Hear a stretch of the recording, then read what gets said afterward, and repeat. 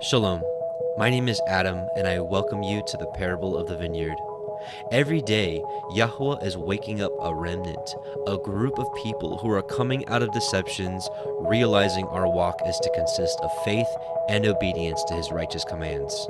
Each week, we read through and examine a portion of the Torah, allowing the Spirit of the Most High to guide, teach, and open our eyes and ears to the wondrous matters out of his law. Join us as we seek to be refined by his word, preparing ourselves for the return of our King of Kings, being faithful and obedient, walking in his way, truth, and life.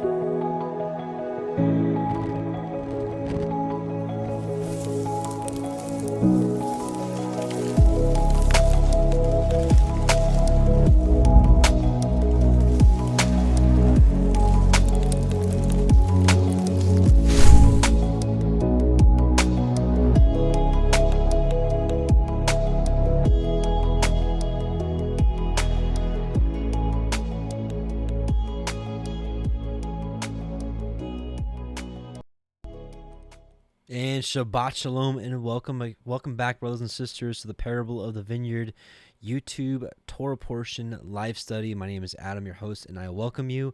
We are at week 2 in Genesis, and that is the Torah portion Noach, which is Genesis 6, verse 8 through 11:32, and there's a lot to cover in this portion.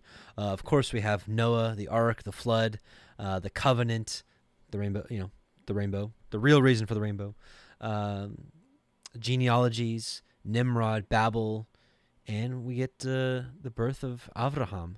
So lots to cover in this portion. Let's get started with a little bit of prayer and ask the Most High to bless us as we study his word. Heavenly Father, Yahuah, we just come before you, and we thank you for the opportunity to study your word in these last days. And we just pray that you open our eyes and ears to the wondrous matters out of your Torah, that we may learn thereby, may grow, and continue to walk in your path, the straight and narrow one, being obedient to your ways. We love you, we bless you, and Shabbat Shalom to you. Thank you for the Shabbat, of course, as well. Amen and Amen.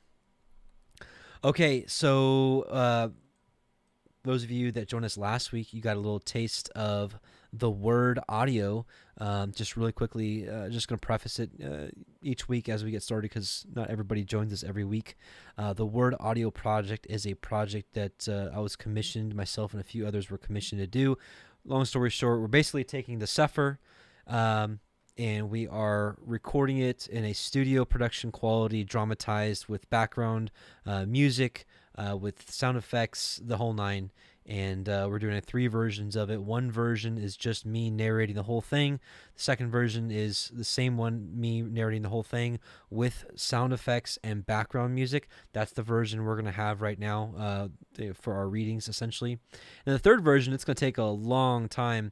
We're going to have different voices, all voices from our community, from people that are able to come down and record their voice for a part, for like all the different parts. So that's gonna be the big part of the project. So we're gonna have 3 versions.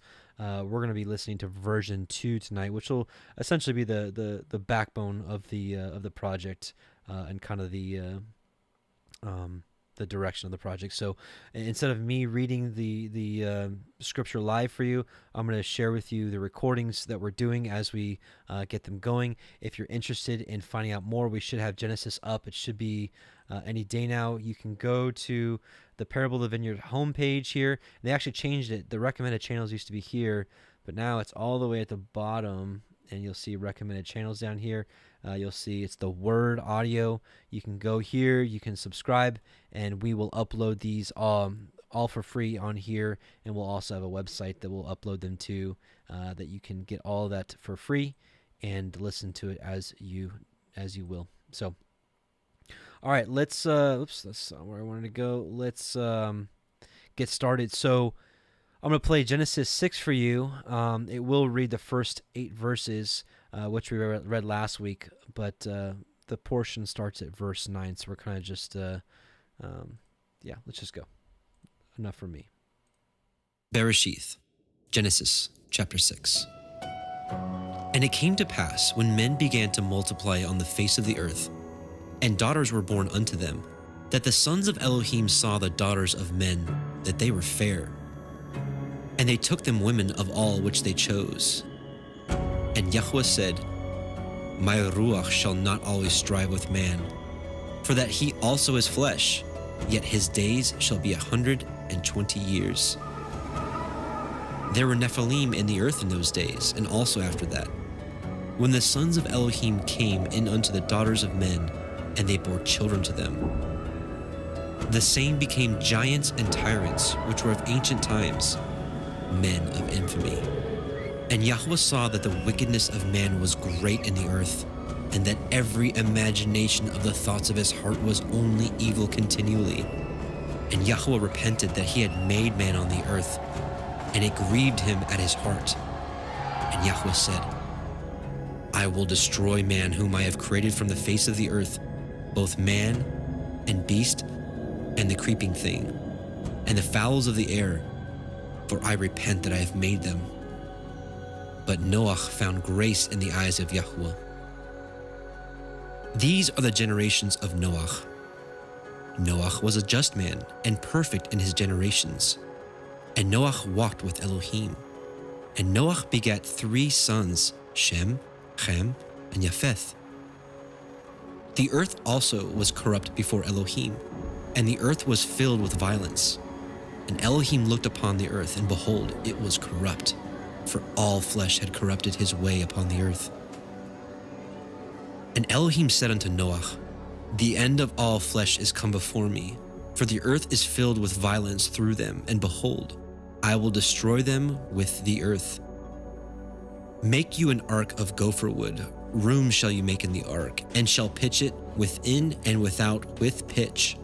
And this is the fashion which ye shall make of it. The length of the ark shall be 300 cubits, the breadth of it 50 cubits, and the height of it 30 cubits. A window shall you make to the ark, and in a cubit shall you finish it above. And the door of the ark you shall set it in the side thereof. With the lower, second, and third stories shall you make it. And behold, I, even I, do bring a flood of waters upon the earth to destroy all flesh, wherein is the breath of life. From under heaven and everything that is in the earth shall die. But with you I establish my covenant, and you shall come into the ark, you and your sons and your woman and your sons' women with you. And every living thing of all flesh, 2 of every sort shall you bring into the ark, to keep them alive with you. They shall be male and female, of fowls after their kind, and of cattle after their kind, of every creeping thing of the earth after his kind. 2 of every sort shall come unto you, to keep them alive. And take unto you of all food that is eaten, and you shall gather it to you, and it shall be for food for you and for them. Thus did Noah according to all that Elohim commanded him, so did he. Okay, so that was chapter 6. And so we had a little repeat of last week with the fallen angels coming down, mating with women, bearing the big giants, our whole earth corrupting its ways.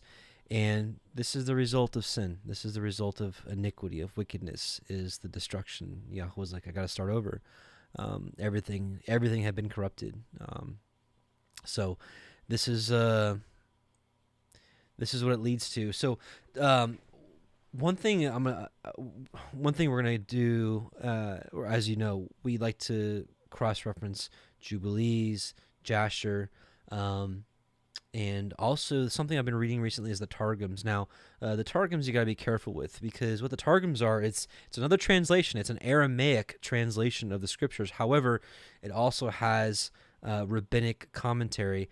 I could care less about the rabbinic commentary. What I'm interested in is another translation, because I think a good Berean, or someone that is really studious of the word in these last days, is going to study the Masoretic, which the Masoretic is like the KJV, the Sefer, the ESV, whatever. Most versions you're familiar with are probably Masoretic text. The Septuagint is another amazing text to study. And the Targums is, again, an Aramaic version. The Septuagint was the Greek manuscript. The Targums is an Aramaic manuscript. You can also search out the Samaritan Pentateuch, That's the Samaritan version of the Torah. And each of them, you can kind of just get a better idea of what's really going on. It's the same thing we see like with the Gospels. You've got 4 accounts telling the same story, but sometimes from a different angle, or maybe different translation, or different words were used. And some, like the book of John may be clearer on one topic, but more obscure on another, where the, book of Matthew may be clearer. And so that's kind of the best way I can explain to you why we're going to read from different versions. But a couple of things in chapter 6 that I found in the Targum was pretty interesting. The Targum reads, "These are the genealogies of the race of Noah. Noah was a just man, complete in good works in his generation, and in the fear of Yahuwah walked Noah." And another thing in the Targum it read, it was kind of interesting. It says, "Go you unto the river Pishon, and take from thence a precious stone, and fix it in the ark to illuminate you." So it was like, that was going to be like the interior cabin light, was this precious stone. So, hey, I don't know. It's kind of interesting. One thing to really consider, when talking about this, when we read this story about Noah, is something that Messiah said, and probably you already know where I'm going with this, but Luke 17:26-32 says, "And as it was in the days of Noah, so shall it be also in the days of the Son of a Man. They did eat, they drank, they married wives, they were given in marriage until that day that Noah entered into the ark, and the flood came and destroyed them all. Likewise also, as it was in the days of Lot, they did eat, they drank, they bought, they sold, they planted and builded. But the same day that Lot went out of Sodom, it rained fire and brimstone from heaven and destroyed them all. Even thus shall it be in the day when the Son of Man is revealed. In that day shall be on the housetop, and his stuff in the house, let him not come down to take it away. And he that is in the field, let him likewise not return back. Remember Lot's wife." So don't turn back, right? But, I also find this passage really interesting, is that, some of us are waiting for the stock market to crash, and the lights to turn off, and the stores to be empty of food, and everybody's killing each other, and then Yahusha's going to come. Well, this kind of says that life's going to be going on as we know it. Again, they're eating, they're drinking, they're marrying, giving in marriage. Right here, they did eat, they drank, they bought, they sold, they planted and builded, and then everything happened. But point being is, as in the days of Noah, as we saw, only the hearts of men was continuously evil. And we have to get the core of what that really means.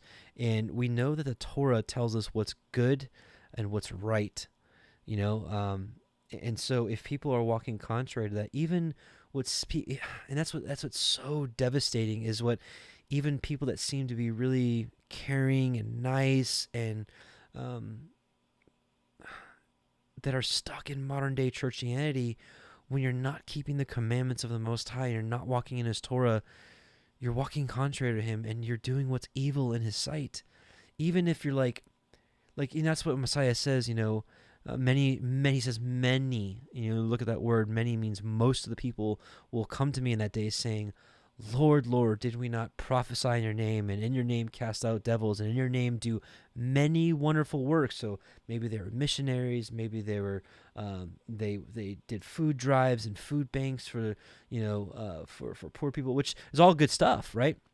And it is part of the Torah. But if they're not keeping His Torah, like they're not keeping Shabbat, they're not keeping His feast days, they're not keeping His righteous judgments, His righteous rulings, they're not doing what's right in His eyes. And it's going to be a very rude awakening for a lot of those people when He says, "Away from me, you transgressors of the Torah." And so anyways, praise be to Yah that He's given us those eyes and ears to see and hear. But let us have pity on our loved ones, friends, families, coworkers, even if they mock you and insult you and say all manner of evil thing against you. What does Yahusha say? "Rejoice and be exceeding glad, for so did they persecute the prophets that were before you," right? Listen, there's very few times in history where doing the Torah was mainstream. I mean, maybe in the days of David, and maybe in the days of Solomon before, he went the wrong way. But outside of that, I mean, look at most of the time, doing the commandments of Yahuwah was like against the grain. Look at all the prophets' days. Look at Jeremiah. Look at Ezekiel. Look at Daniel. Look at, look at Messiah's day and the apostles. They were all doing what? They're all busy keeping the commandments of men. What are our friends and families doing? They're either busy being atheists and non-believers, or they're busy, keeping the commandments of men and going into, these buildings with these symbols of a male reproductive organ sticking on the top of the buildings. Doing what? Not keeping his commandments. Anyways, I'm going off on a rough tangent here, but I don't know. I'm excited to be surrounded by people like you that lets me know that I'm not nuts. And that Yahuah really is doing something in these last days in bringing his remnant back to his Torah. And I just want to say that I hate the word proud, but I'm going to say that word just so you know what I mean. I am proud of you that in the midst of all that's going on in this world, that you were able to hearken to the voice of the Most High calling you back to his ways. Certainly all glory to the Most High, because without him calling us back, we would just been given over to our lusts and our passions and our ignorance and whatnot. So the glory is to him, but I do believe that there is something in you and us that he saw that allowed us to do that allowed him to take away the blinders from us. So anyways, okay, so let's keep going. So that's one thing to think about in the days of Noah, with all the wickedness and violence and deceit and treachery. Let's read also a couple passages from the book of Jasher, because Jasher really fills in some holes here. Now, I've heard from some of you, and some of you that have written to me are very near and dear to my heart, and I consider you very close, family, that have some concerns about the book of Jasher. One of you in particular, I think you've really spurred me to do a write-up on this, and I feel very called to defend the book of Jasher, because I do believe it's true. There may be some fantastic things in this book that you're just like, what? Thanks, Ty. But I really believe the book of Jasher is the book that's mentioned in the scriptures, and there's a lot of misunderstandings about the book that I think are really easily cleared up. You can really get swept away by a teacher that's like, oh yeah, the book of Jasher, see this contradiction, see that contradiction, but it's very surface level stuff. But if you know your scripture pretty well and you cross-reference with other books like Jubilees and whatnot, you'll actually find that the book of Jasher tells the very same story, but maybe sometimes from a different angle. It's just like the Gospels. One account, you've got the thief, both thieves on the cross. They're both railing at Yahusha, but then in the other gospel, one thief is railing and the other thief is repentant. You're just like, okay, so we just throw out the gospels? No, of course not. We just got two angles from the same story in a different perspective. So anyways, so I might do a study on the book of Jasher as a whole and kind of go over the quote unquote debunkings of it. Jasher chapter 5, we're going to read verses 5 through 36.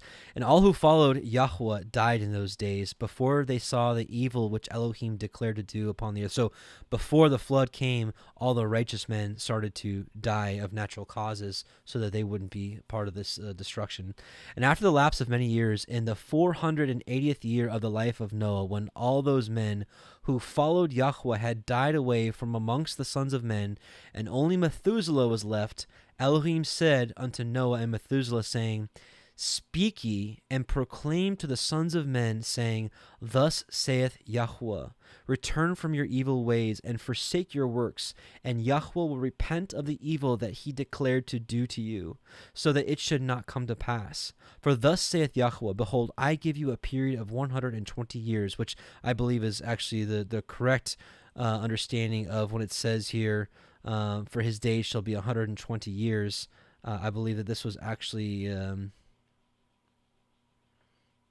or where is it? But his days shall be 120 years. Where is it?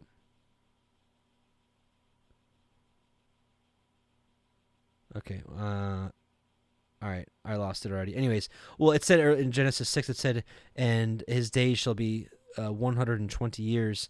I believe that this is the 120-year period that you're about to see that Elohim gave to Noah and Methuselah to preach the truth, and if man would repent within those 120-year time frame, he would not cut them off. So I give you a period of 120 years. If you will turn to me and forsake your evil ways, then will I also turn away from the evil which I told you, and it shall not exist, saith Yahuwah.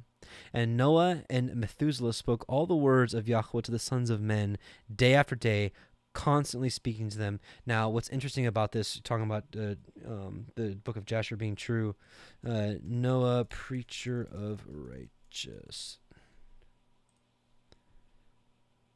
So, in 2 Peter, it said, 2 Peter 2:5 says, and spared not the old world, but saved Noah, the eighth person, a preacher of righteousness. And the only place that you see that Noah is a preacher of righteousness, Jasher. And Noah and Methuselah spoke all the words of Yahuwah to the sons of men, preacher of righteousness, day after day, constantly speaking to them. But the sons of men would not hearken to them, nor incline their ears to their words, and they were stiff-necked. And Yahuwah granted them a period of 120 years, saying, if they will return, then will Elohim repent of the evil, so as to not destroy the earth. Noah, the son of Lamech, refrained from taking a wife in those days to beget children, for he said, surely now Elohim will destroy the earth, wherefore then will I beget children? And Noah was a just man. He was perfect in his generation. And Yahuwah chose him to raise up seed from his seed upon the face of the earth. And Yahuwah said unto Noah, take unto thee a wife, and beget children, for I have seen thee righteous before me in this generation. And thou shalt raise up seed, and thy children with you, in the midst of the earth. And Noah went and took a wife, and he chose Naamah, the daughter of Enoch, and she was 580 years old. And Noah was 490 years old, and when he took Naamah for a wife, and Naamah conceived and bare a son, and he called his name Japheth, saying, Elohim has enlarged me in the earth. And she conceived again and bare a son, and he called his name Shem, saying, Elohim has made me a remnant to raise up seed in the midst of the earth. And Noah was 502 years old when Naamah bare Shem, and the boys grew up and went in the ways of Yahuwah, in all that Methuselah and Noah their father taught them. And Lamech, the father of Noah, died in those days, yet verily he did not go with all of his heart in the ways of his father, and he died in the 195th year in the life of Noah. And all the days of Lamech were 777 years, and he died.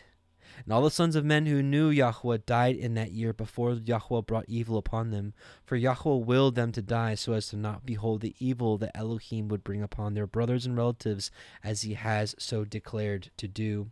In that time Yahuwah said to Noah and Methuselah, stand forth and proclaim to the sons of men all the words that I spoke to you in those days.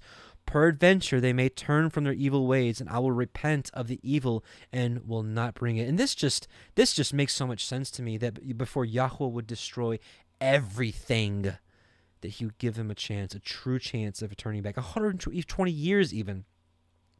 And Noah and Methuselah stood forth and said in the ears of the sons of men all that Elohim had spoken concerning them. But the sons of men would not hearken, neither would they incline their ears to all their declarations. And it was after this that Yahuwah said to Noah, the end of all flesh is come before me, on account of their evil deeds, and behold, I will destroy the earth. And do thou take unto thee gopher wood, and go to a certain place, and make a large ark, and place it in that spot. And thus shalt thou make it, 300 cubits its length, 50 cubits broad, and 30 cubits high. So this is all the same.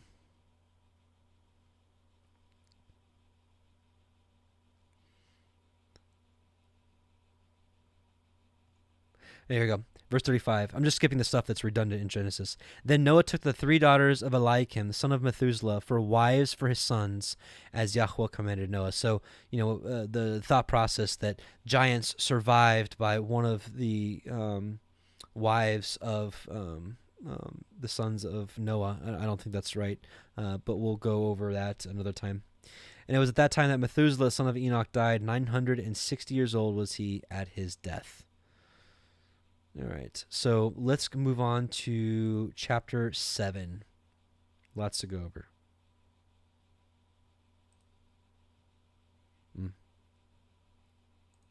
I love the music on this chapter. It's good stuff. By the way, you may want to get the full effect, you may want to put some headphones on or turn it up a little bit. It's good stuff. Bereshith, Genesis, Chapter 7. And Yahuah said unto Noah, Come you and all your house into the ark, for you have I seen righteous before me in this generation. Of every clean beast ye shall take to you by sevens, the male and his female, and of beasts that are not clean by two, the male and his female, of fowls also of the air by sevens, the male and the female, to keep seed alive upon the face of all the earth. For yet 7 days, and I will cause it to rain upon the earth 40 days and 40 nights. And every living substance that I have made will I destroy from off the face of the earth. And Noah did according unto all that Yahuah commanded him. And Noah was 600 years old when the flood of waters was upon the earth. And Noah went in, and his sons, and his woman, and his sons' women with him into the ark because of the waters of the flood. Of clean beasts, and of beasts that are not clean, and of fowls, and of everything that creeps upon the earth, there went in 2 and 2 unto Noah into the ark, the male and the female, as Elohim had commanded Noah. And it came to pass, after 7 days, that the waters of the flood were upon the earth. In the 600th year of Noah's life, in the 2nd month, and the 17th day thereof, the same day were all the fountains of the great deep broken up, and the windows of heaven were opened, and the rain was upon the earth 40 days and 40 nights. In the selfsame day entered Noah, and Shem, and Ham, and Japheth, the sons of Noah, and Noah's woman, and the 3 women of his sons with them into the ark. They, and every beast after his kind, and all the cattle after their kind, and every creeping thing that creeps upon the earth after his kind, and every fowl after his kind, every bird of every sort. And they went in unto Noah into the ark 2 and 2 of all flesh, wherein is the breath of life. And they that went in male and female of all flesh, as Elohim had commanded him. And Yahuah shut him in. And the flood was 40 days upon the earth, and the waters increased and bore up the ark, and it was lift up above the earth. And the waters prevailed and were increased greatly upon the earth. And the ark went upon the face of the waters, and the waters prevailed exceedingly upon the earth. And all the high hills that were under the whole heaven were covered. 15 cubits upward did the waters prevail, and the mountains were covered. And all flesh died that moved upon the earth, both of fowl, and of cattle, and of beast, and of every creeping thing that creeps upon the earth, and every man, all in whose nostrils was the breath of life, of all that was in the dry land, died. And every living substance was destroyed, which was upon the face of the ground, both man and cattle, and of the creeping things, and the fowl of the heavens, and they were destroyed from the earth. And Noah only remained alive, and they that were with him in the ark. And the waters prevailed upon the earth 150 days.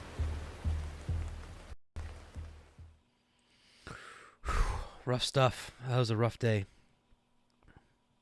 But once again, as always, the safe side is to be on Yahuah's side, keeping his commandments, which these people would not hearken to. Let's talk about chapter 7. So, one thing that really, that stands out here is, and we don't really get a whole lot in the 66 book canon, even in the Torah, is that the patriarchs of old, prior to Moshe, that there was a Torah, that they kept the Torah, they knew the Torah. It says, of clean beasts, of clean beasts and unclean beasts. Well, you don't know what's clean or unclean without the instructions, which that's all the Torah means, is instructions. Without the instructions of the Most High, you don't know what's clean and what's not clean. That's Torah, right there. So, here's another example, Genesis 26:5. The other passage in Genesis 15 where it says that he believed Elohim and it was counted to him for righteousness. But a lot of people forget this. Genesis 26:5, because that Abraham obeyed my voice, which is the same thing he told the people at Mount Sinai, Exodus 19:5 and 6, which is to obey my voice. You'll be a peculiar people. You'll be a treasured possession. You'll be a royal priesthood. So because that Abraham obeyed my voice and kept my charge, my commandments, my statutes, and my Torah. This is actually the very first time the word Torah is used in the Torah. But yeah, this word right here is Torah. And so it says he kept his Torah. So if there was no Torah beforehand, how is he keeping his Torah? Let's read some of the Jasher account. This gets really interesting. Jasher chapter 6, we're going to read verses 1 through 27. At that time, after the death of Methuselah, Yahuah said to Noah, "Go thou with thy household into the ark. Behold, I will gather," he says, "I will gather to you all the animals." Because a lot of people ask, how did Noah go out and get giraffes? And how did he get hyenas? And how did he get lizards? And how did he get the snakes? And how did he do all that, right? Sure, maybe with enough time, he could, do it like a treasure hunt and find. Listen to this. Listen how Yahuah did it. "Behold, I will gather to you all the animals of the earth, the beasts of the field, and the fowls of the air, and they shall all come and surround the ark. And thou shalt go and seat thyself by the doors of the ark, and all the beasts, the animals, and the fowls shall assemble and place themselves before you. And as such of them that shall come and crouch before you, shalt thou take and deliver into the hands of thy sons, who shall bring them into the ark. And all that will stand before you, you shall leave." So the animals had to come and humble themselves before Noah, and then they were allowed to enter. "And Yahuah brought this about on the next day, and animals, beasts, and fowls came in great multitudes and surrounded the ark." What a sight that would be. "And Noah went and seated himself by the door of the ark, and of all the flesh that crouched before him, he brought into the ark, and all that stood before him he left upon the earth." Listen to this story. "And a lioness came with her 2 whelps, male and female, and the 3 crouched before Noah. And the 2 whelps rose up against the lioness and smote her and made her flee from her place. And she went away, and they returned to their places and crouched upon the earth before Noah. And the lioness ran away and stood in the place of the lions. And Noah saw this and wondered greatly. And he rose and took the 2 whelps and brought them into the ark. And Noah brought into the ark from all living creatures that were upon the earth, so that there was none left but which Noah brought into the ark. 2 and 2 came to Noah into the ark, but from the clean animals and clean fowls he brought 7 couples, as Elohim commanded him. And all the animals and beasts and fowls were still there, and they surrounded the ark at every place, and the rain had not descended till 7 days after. And on that day Yahuah caused the whole earth to shake, and the sun darkened, and the foundations of the world raged, and the whole earth was moved violently. And lightning flashed, and the thunder roared, and all the fountains in the earth were broken up, such as was not known to the inhabitants before. And Elohim did this mighty act in order to terrify the sons of men, that there might be no more evil upon the earth. And still the sons of men would not return from their evil ways. And they increased the anger of Yahuah at that time, and did not even direct their hearts to all this. Those of you that were with us in the Revelation study earlier, we saw that they just like the heart of Pharaoh, no matter how many plagues came, hearts were hardened, and they would not hearken to the voice of the Most High. And at the end of 7 days, in the 600th year of the life of Noah, the waters of the flood were upon the earth. And all the fountains of the deep were broken up, and the windows of heaven were opened, and the rain was upon the earth 40 days and 40 nights. And Noah and his household and all the living creatures that were with him came into the ark on account of the waters of the flood, and Yahuah shut him in. And all the sons of men that were left upon the earth became exhausted through evil on the account of the rain, for the waters were coming more violently upon the earth, and the animals and beasts were still surrounding the ark. And the sons of men assembled together, about 700,000 men and women. They came unto Noah to the ark, and they called to Noah, saying, "Open for us, that we may come into you into the ark, and wherefore shall we die?" And Noah with a loud voice answered them from the ark, saying, "Have you not all rebelled against Yahuah, and said that he does not exist? And therefore Yahuah brought upon you this evil, to destroy and cut you off from the face of the earth. Is not this the thing that I spoke of you 120 years back, and you would not hearken to the voice of Yahuah? And now do you desire to live upon the earth?" And they said to Noah, "We are ready to return to Yahuah. Only open for us, that we may live and not die." And Noah answered them, saying, "Behold, now that you see the trouble of your souls, you wish to return to Yahuah. Why did you not return during these 120 years which Yahuah granted you as the determined period? But now you come and tell me on this account of the troubles of your souls. Now also Yahuah will not listen to you, neither will he give ear to you on this day, so that you will not now succeed in your wishes." And the sons of men approached in order to break into the ark to come in on account of the rain, for they could not bear the rain upon them. And Yahuah sent all the beasts and animals that stood round the ark, and the beasts overpowered them and drove them from that place, and every man went his way, and they again scattered themselves upon the face of the earth. And the rain was still descending upon the earth, and it descended 40 days and 40 nights, and the waters prevailed greatly upon the earth, and all flesh that was upon the earth or in the waters died. Whether men, animals, beasts, creeping things, or birds in the air, there only remained Noah and those that were with him in the ark. And the waters prevailed, and they greatly increased upon the earth, and they lifted up the ark, and it was raised from the earth. A couple other things about chapter 7. The Targum reads, and the word of Yahuah covered over the door of the ark upon the face thereof. So it's interesting that, this Aramaic translation that has rabbinic, commentary, like that version, it says the word of Yahuah. That's Messiah. Messiah is written in that version that it said that he is the one that shut the door of the ark, and yet these rabbis are so blind to it. Peter likens the ark/flood into baptism, 1 Peter 3:20-22, which sometimes were a disobedient one once the long-suffering of Elohim waited in the days of Noah, while the ark was a preparing, wherein few, that is, 8 souls, were saved by water. The like figure whereunto even baptism doth also now save us. Not the putting away the filth of the flesh, not like taking a shower, but the answer of a good conscience towards Elohim by the resurrection of Yahusha HaMashiach, who is gone into heaven and is on the right hand of Elohim, angels and authorities and powers being made subject unto him. Amen. And let's see.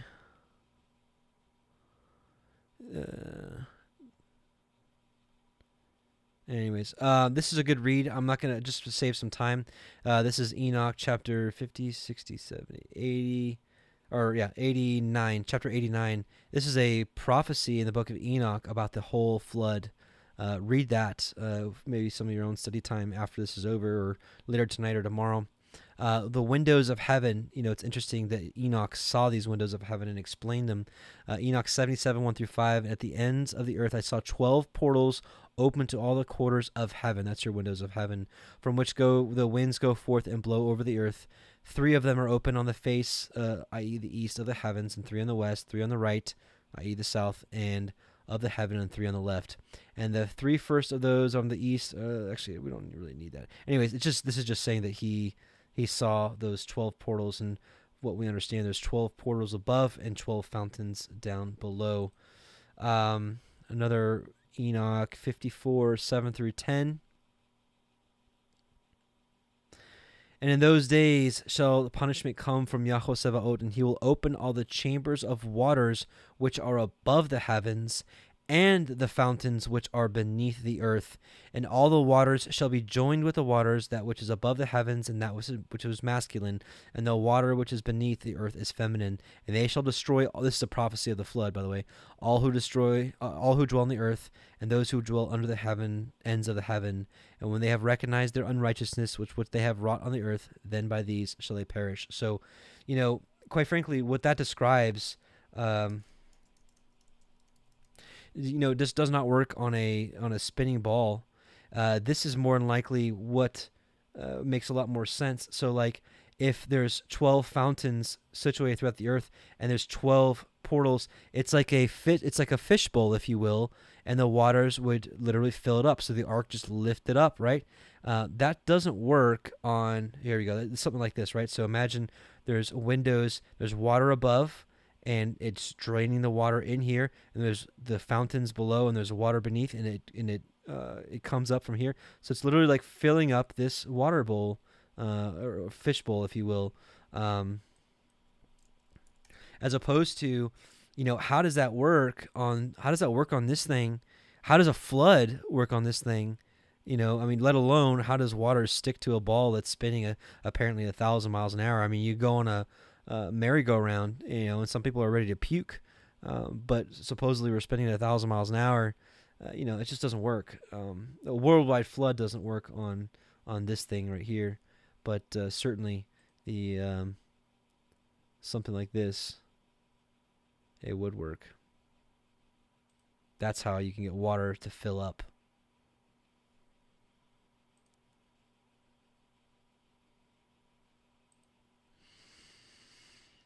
To Ezra chapter 4. Then the angel that had been sent to me, whose name was Uriel, answered and said to me, "Your understanding has utterly failed regarding this world, and do you think that you can comprehend the way of the Most High?" Then I said, "Yes, my Adonai." He replied to me, "I have been sent to show you 3 ways, and to put before you 3 problems. If you can solve one of them for me, I will also show you the way you desire to see, and I will teach you why the heart is evil." I said, "Speak on, my Lord." He said to me, "Go away from me the weight of fire, or measure for me a measure of wind, or call back from me the day that is past." I answered and said, "Who of those that have been born can do this, that you ask me concerning these things?"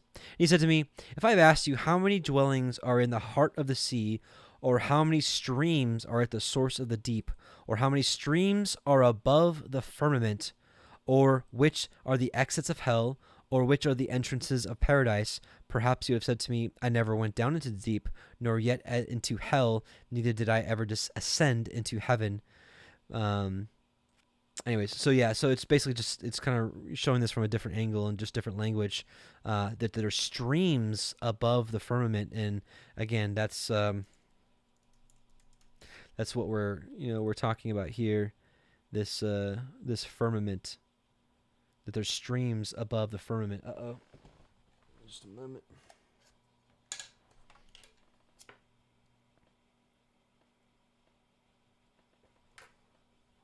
Okay. And this is the ancient Hebrew cosmology. You can see, let's see if I can see. Here we go. So you've got the foundations of heaven. This is the pillars of the firmament. And see, like these are like signifying, like, the windows of heaven, letting the waters come down, and the waters below kind of fill this area up here.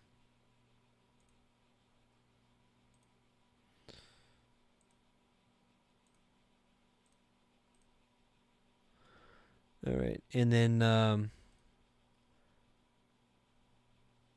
and of course, Genesis 1:7, what we read last week, said, "And Elohim made the firmament and divided the waters which were under the firmament from the waters which were above the firmament, and it was so." Again, this does not happen with a heliocentric model, with a globular Earth, spinning through, hurling through infinite space at 66,000 miles an hour, breakneck speed, and twisting or turning on its axis at 1,000 miles an hour. It just doesn't work at all. Praise Yah for opening our understanding these last days, and standing, and as we spoke about in week 1, standing for biblical cosmology is standing for the truth, standing for Torah. So no matter how many messages or emails I get from you saying, "Stop talking about it," I can't. I'm going to stand up for Torah. So anyways, so we're going to keep going. Got a lot to cover. So we're going to go over chapter 8 now. And here we go.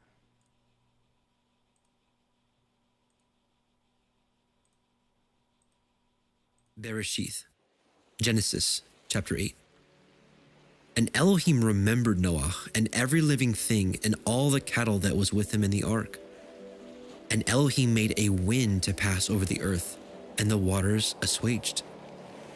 The fountains also of the deep and the windows of heaven were stopped, and the rain from heaven was restrained, and the waters returned from off the earth continually. And after the end of the 150 days, the waters were abated. And the ark rested in the 7th month, on the 17th day of the month, upon the mountains of Ararat. And the waters decreased continually until the 10th month. And the 10th month, on the 1st day of the month, were the tops of the mountains seen. And it came to pass at the end of 40 days that Noah opened the window of the ark which he had made. And he sent forth a raven, which went to and fro until the waters were dried up from off the earth. Also he sent forth a dove from him to see if the waters were abated from off the face of the ground. But the dove found no rest for the sole of her foot, and she returned unto him into the ark. For the waters were on the face of the whole earth. Then he put forth his hand and took her, and pulled her in unto him into the ark. And he stayed yet another 7 days, and again he sent forth the dove out of the ark. And the dove came in to him in the evening, and lo, in her mouth was an olive leaf plucked off. So Noah knew that the waters were abated from off the earth. And he stayed yet another 7 days, and sent forth the dove, which returned not again unto him any more. And it came to pass in the 601st year, in the 1st month, in the 1st day of the month, the waters were dried up from off the earth. And Noah removed the covering of the ark, and looked, and behold, the face of the ground was dry. And in the 2nd month, on the 27th day of the month, was the earth dried. And Elohim spoke unto Noah, saying, Go forth of the ark, you and your woman, and your sons woman with you.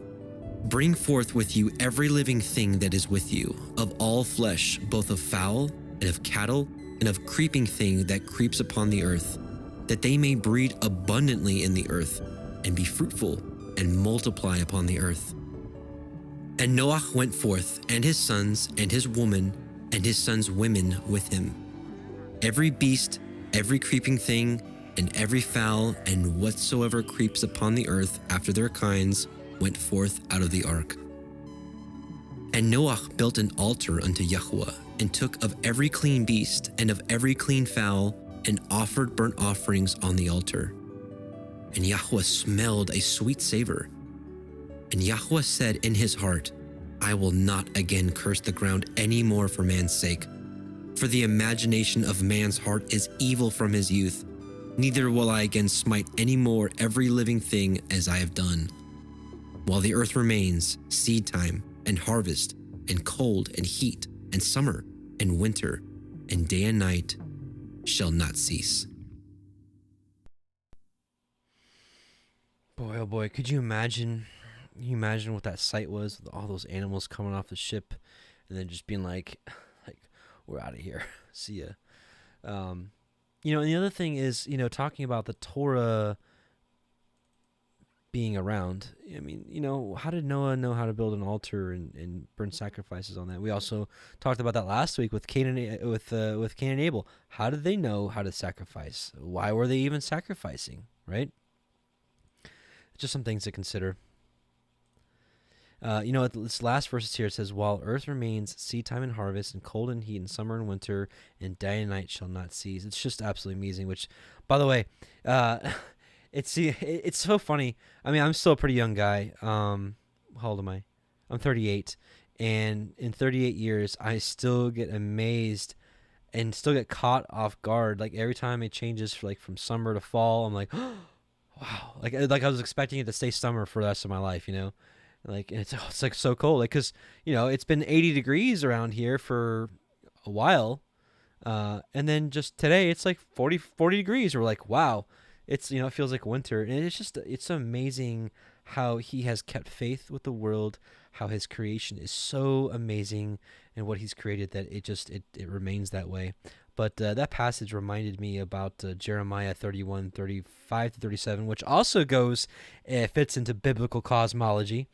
Jeremiah 31:35-37, thus saith Yahuwah, which giveth the sun for a light by day, and the ordinances of the moon and of the stars for a light by night, which divideth the sea when the waves thereof roar. Yahuwah Sevaot is his name. If those ordinances depart from before me, saith Yahuwah, then the seed of Yisrael also shall cease from being a nation before me forever. Thus saith Yahuwah, if heaven above can be measured, which, again, if you believe what they say about the space program and that we actually leave the firmament and go fly up in this, in space, they'd be able to measure it. And he's saying, if heaven above can be measured and the foundations of the earth searched out beneath, I will also cast off all the seed of Israel for all that they have done, saith Yahuwah, which he won't. He said he would never do. So basically he's saying it's impossible. It's impossible, he's saying, to measure above and the foundations of the earth beneath, which, by the way, we've only dug like 8 miles down deep in the ground. And who knows how deep it is, right? In any case. So, anyways, this is just, it started off by talking about the steadfastness of the commands and the creation of Elohim. And we should be like his creation, which is to be steadfast in what we're prescribed to do. And what are we prescribed to do? Which is to keep his ways and stand stiffly for his name's sake, for his Torah, his commands, his right rulings, his justice, his mercy, all of it. And so now we're going to pick back up at Jasher, where we left off, verse 28 through 42. And the ark floated upon the face of the waters, and it was tossed upon the waters, so that all the living creatures within were turned about like pottage in a cauldron. And great anxiety seized all the living creatures that were in the ark, and the ark was like to be broken.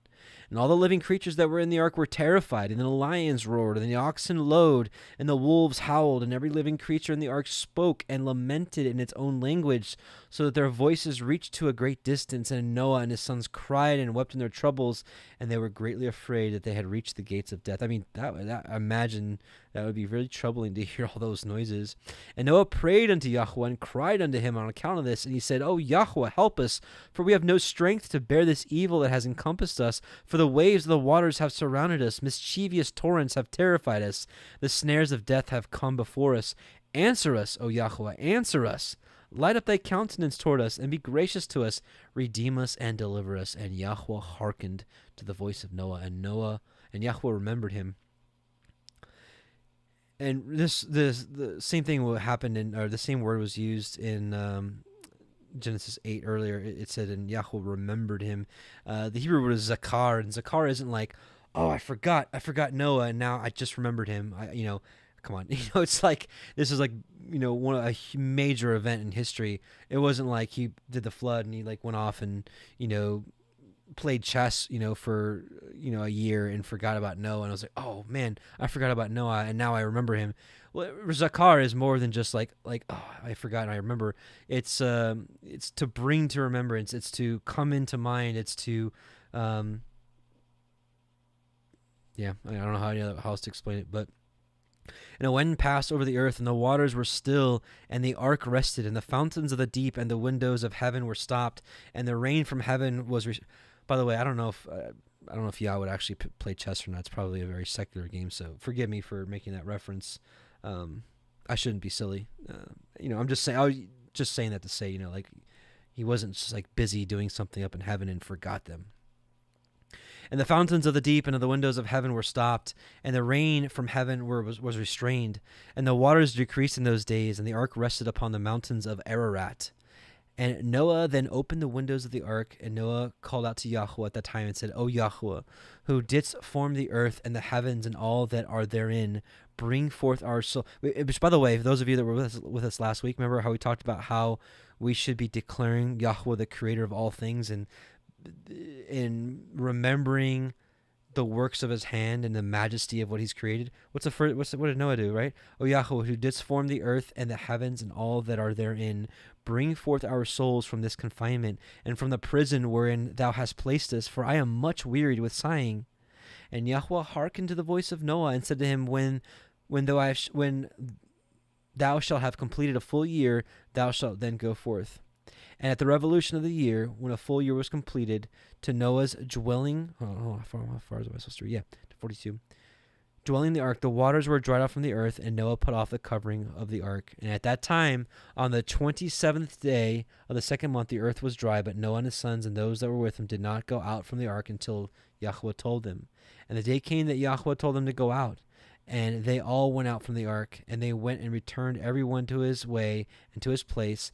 Noah and his sons dwelt in the land that Elohim had told them, and they served Yahuah all their days. And Yahuah blessed Noah and his sons on their going out from the ark. And he said to them, be fruitful and fill the earth, and become strong and increase abundantly in the earth, and multiply therein. This is a commandment, right? Praise Yah for that commandment. So let's also take a look at Jubilees chapter 6, verses 1 through 4. And on the new moon of the third month, he went forth from the ark and built an altar on that mountain, and he made atonement for the earth. Right? So again, without Torah, how does this work?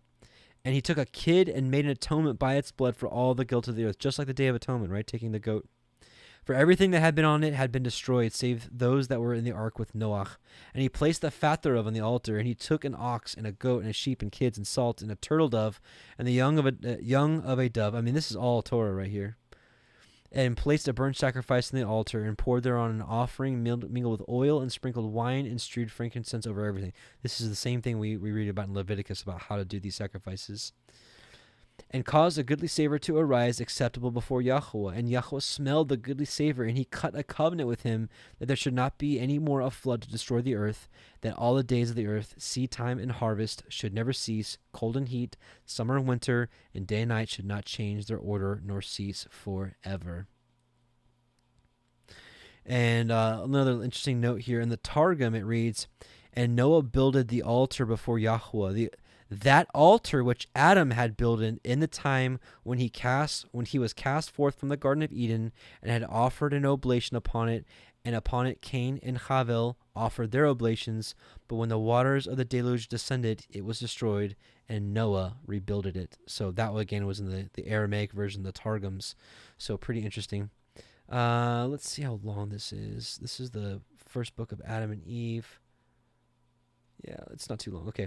This is the first book of Adam and Eve. And again, for those of you that are skeptical about this book, myself and Justin Best from Christian Truthers, we did a full line-by-line study of this book. And what I believe we did was we showed it to be a legitimate book without contradictions. Chapter 20, there are some, of course, some translational things that were in error, but, the book of Acts, verse 20, verse 7 has led millions astray from the Sabbath by its incorrect, interpretation, translation, excuse me. So, first book of Adam and Eve, I do not believe the second book of Adam and Eve is legit, but I do believe the first one is. Chapter 23. Then Adam wept more and said, O Elohim, have mercy on me, so far as to take upon you that which I will do. But Elohim took his word from Adam and Eve, which this was, Yahusha is all over this. Then Adam and Eve stood on their feet and Adam said to Eve, gird thyself, and I also will gird myself. And she girded herself, as Adam told her. Then Adam and Eve took stones and placed them in the shape of an altar, and they took leaves from the trees outside the garden, with which they wiped from the face of the rock the blood they had spilled. But that which had dropped on the sand they took together with the dust wherewith it was mingled, and offered it upon the altar as an offering unto Elohim. Then Adam and Eve stood under the altar and wept thus, entreating Elohim, forgive us of our trespass and our sin, and look upon us with thine eye of mercy. For when we were in the garden, our praises and our hymns went up before you without ceasing. But when we came into the strange land, pure praise was no longer ours, nor righteous prayer, nor understanding hearts, nor sweet thoughts, nor just counsels, nor long discernment, nor upright feelings. Neither is our bright nature left us, but our body is changed from the similitude in which was at first when we were created. Now look upon our blood which is offered upon these stones, and accepted at our hands, like the praise we used to sing into you at the first when in the garden. And Adam began to make more requests unto Elohim.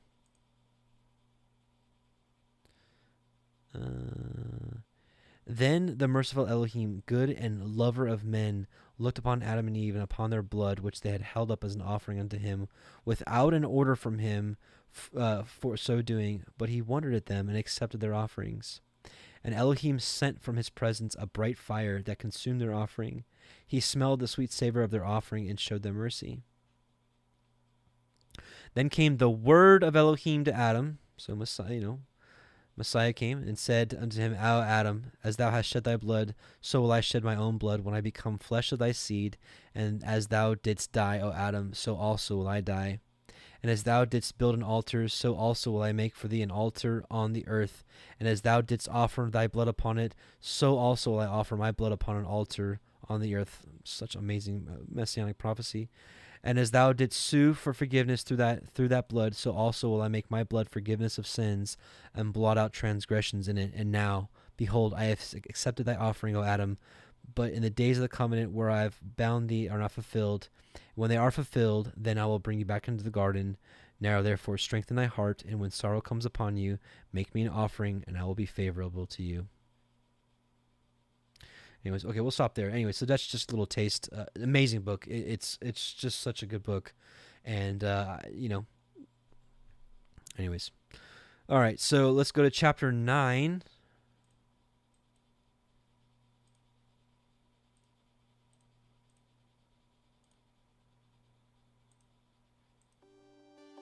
Bereshit, Genesis, chapter 9. And Elohim blessed Noah and his sons and said unto them, Be fruitful and multiply and replenish the earth. And the fear of you and the dread of you shall be upon every beast of the earth, and upon every fowl of the air, upon all that moves upon the earth, and upon all the fish of the sea. Into your hand are they delivered. Every moving thing that lives shall be food for you. Even as the green herb have I given you all things. But flesh, with the life thereof, which is in the blood thereof, shall you not eat. And surely your blood of your lives will I require. At the hand of every beast will I require it. And at the hand of man, at the hand of every man's brother will I require the life of man. Whoso sheds man's blood, by man shall his blood be shed. For in the image of Elohim made he man. And you, be ye fruitful and multiply, bring forth abundantly in the earth, and multiply therein. And Elohim spoke unto Noah and to his sons with him, saying, And I, behold, I establish my covenant with you, and with your seed after you, and with every living creature that is with you, of the fowl, of the cattle, and of every beast of the earth with you, from all that go out of the ark to every beast of the earth. And I will establish my covenant with you, neither shall all flesh be cut off any more by the waters of a flood, neither shall there any more be a flood to destroy the earth. And Elohim said, This is the sign of the covenant which I make between me and you and every living creature that is with you, for perpetual generations. I do set my bow in the cloud, and it shall be for a sign of a covenant between me and the earth. And it shall come to pass, when I bring a cloud over the earth, that my bow shall be seen in the cloud, and I will remember my covenant which is between me and you and every living creature of all flesh. And the waters shall no more become a flood to destroy all flesh. And the bow shall be in the cloud, and I will look upon it, that I may remember the everlasting covenant between Elohim and every living creature of all flesh that is upon the earth. And Elohim said unto Noah, This is the sign of the covenant which I have established between me and all flesh that is upon the earth. And the sons of Noah that went forth of the ark were Shem, and Ham, and Japheth. And Ham is the father of Canaan. These are the 3 sons of Noah, and of them was the whole earth overspread. And Noah began to be a husbandman, and he planted a vineyard, and he drank of the wine, and was drunken, and he was uncovered within his tent. And Ham, the father of Canaan, saw the nakedness of his father, and told his 2 brethren without. And Shem and Japheth took a garment, and laid it upon both their shoulders, and went backward, and covered the nakedness of their father, and their faces were backward, and they saw not their father's nakedness. And Noah awoke from his wine, and knew what his younger son had done unto him. And he said, Cursed be Canaan, a servant of servants shall he be unto his brethren. And he said, Blessed be Yahuah Elohiym of Shem, and Canaan shall be his servant. And Elohim shall enlarge Japheth, and he shall dwell in the tents of Shem, and Canaan shall be his servant. And Noah lived after the flood 350 years. And all the days of Noah were 950 years, and he died. Okay. So a couple things that I want to talk about here in chapter 9 is, it says, what was it, verse 3? It says, every moving thing that lives shall be meat for you. And, some people have taken this and you say this one verse, out overshadows everything that the Torah else says elsewhere. You've got, Leviticus 11 and Deuteronomy 14, which literally line by line tells us what we can eat and what we can't eat. But what is also interesting about this is it's not really the context of every moving thing. This word here, moving thing, remes, is the creeping thing, which, some people have defined as reptiles, which is weird because, in some of the other passages it says the fowl of the air, the fish in the sea, the beasts of the earth, and the creeping things. So the creeping thing isn't necessarily the beasts of the earth. So some would say it's your four-footed beasts, but not necessarily so. It's right here it says to animals, to creeping things, and to birds. So this is like its own little category here. So some people say that this is a amphibious reptile. In the Strong's removing thing. Yeah, like right here, from H7430, a reptile or any other rapidly moving animal that creepeth, creeping things. Right here, a reptile. Often whatever creeps upon the ground. Once used of aquatic animals. So, it's interesting, but certainly I don't believe that this one verse, kind of outdoes the rest of scriptures, what tells us that, we are not to eat just anything that we see. And I looked at all the different versions, and, I didn't find anything else different. So it's just an interesting passage. But certainly we know better than everything that moves we're not supposed to eat. If that was the case, just, have fun eating, rats and, whatever nasty thing that your little eyes you put your little peepers on. I don't think that's the right thing to do, but just something to talk about. So the rainbow is interesting, right? So Revelation 10:1, and I saw another mighty angel come down from heaven, clothed with a cloud, and a rainbow upon his head, and his face was as the sun. Now you know who it's talking about, and his feet as pillars of fire. So Yahusha comes down with a rainbow over his head, right? So another sign of the covenant. Pretty cool. So let's read Jubilees 10:27-34, and because let's see. We'll talk about the cursing of Canaan. So it's kind of interesting, right? So you've got Noah drinking wine, which goes to show you that drinking wine doesn't make you an unrighteous person. But so he was in his tent. Some people say that they saw the nakedness of their father, because yes, there's something in the Torah that says if you sleep with your mother, you're uncovering the nakedness of your father. But I think this one is exactly what it says. It says that he was uncovered. He drank wine and he was uncovered within his tent. And so I literally believe he was just literally just laying in his tent, just naked. And so you've got Ham, who sees it and was like, bros, come check out Dad. He is totally naked in his tent. Let's point at him and laugh at him. And Shem and Japheth are just like, no way. We're not going to see the nakedness of our father. So they went backwards and they covered him. But what's interesting about this is when Noah wakes up, he should curse Ham. He's like, you should curse, because you saw me naked. But he doesn't. He curses his son. Cursed be Canaan. A servant of servants shall he be unto his brethren. Let's take a look why he's cursing, because what Noah is actually doing is he's prophesying. I'll show you why. So Jubilees 10:27-34. In the 4th week, in the 1st year, in the beginning thereof, in the 4th and 30th Jubilee, they were dispersed from the land of Shinar. And Ham and his sons went into the land which he was to occupy, which was basically Africa, which he acquired as his possession in the land of the south. Africa.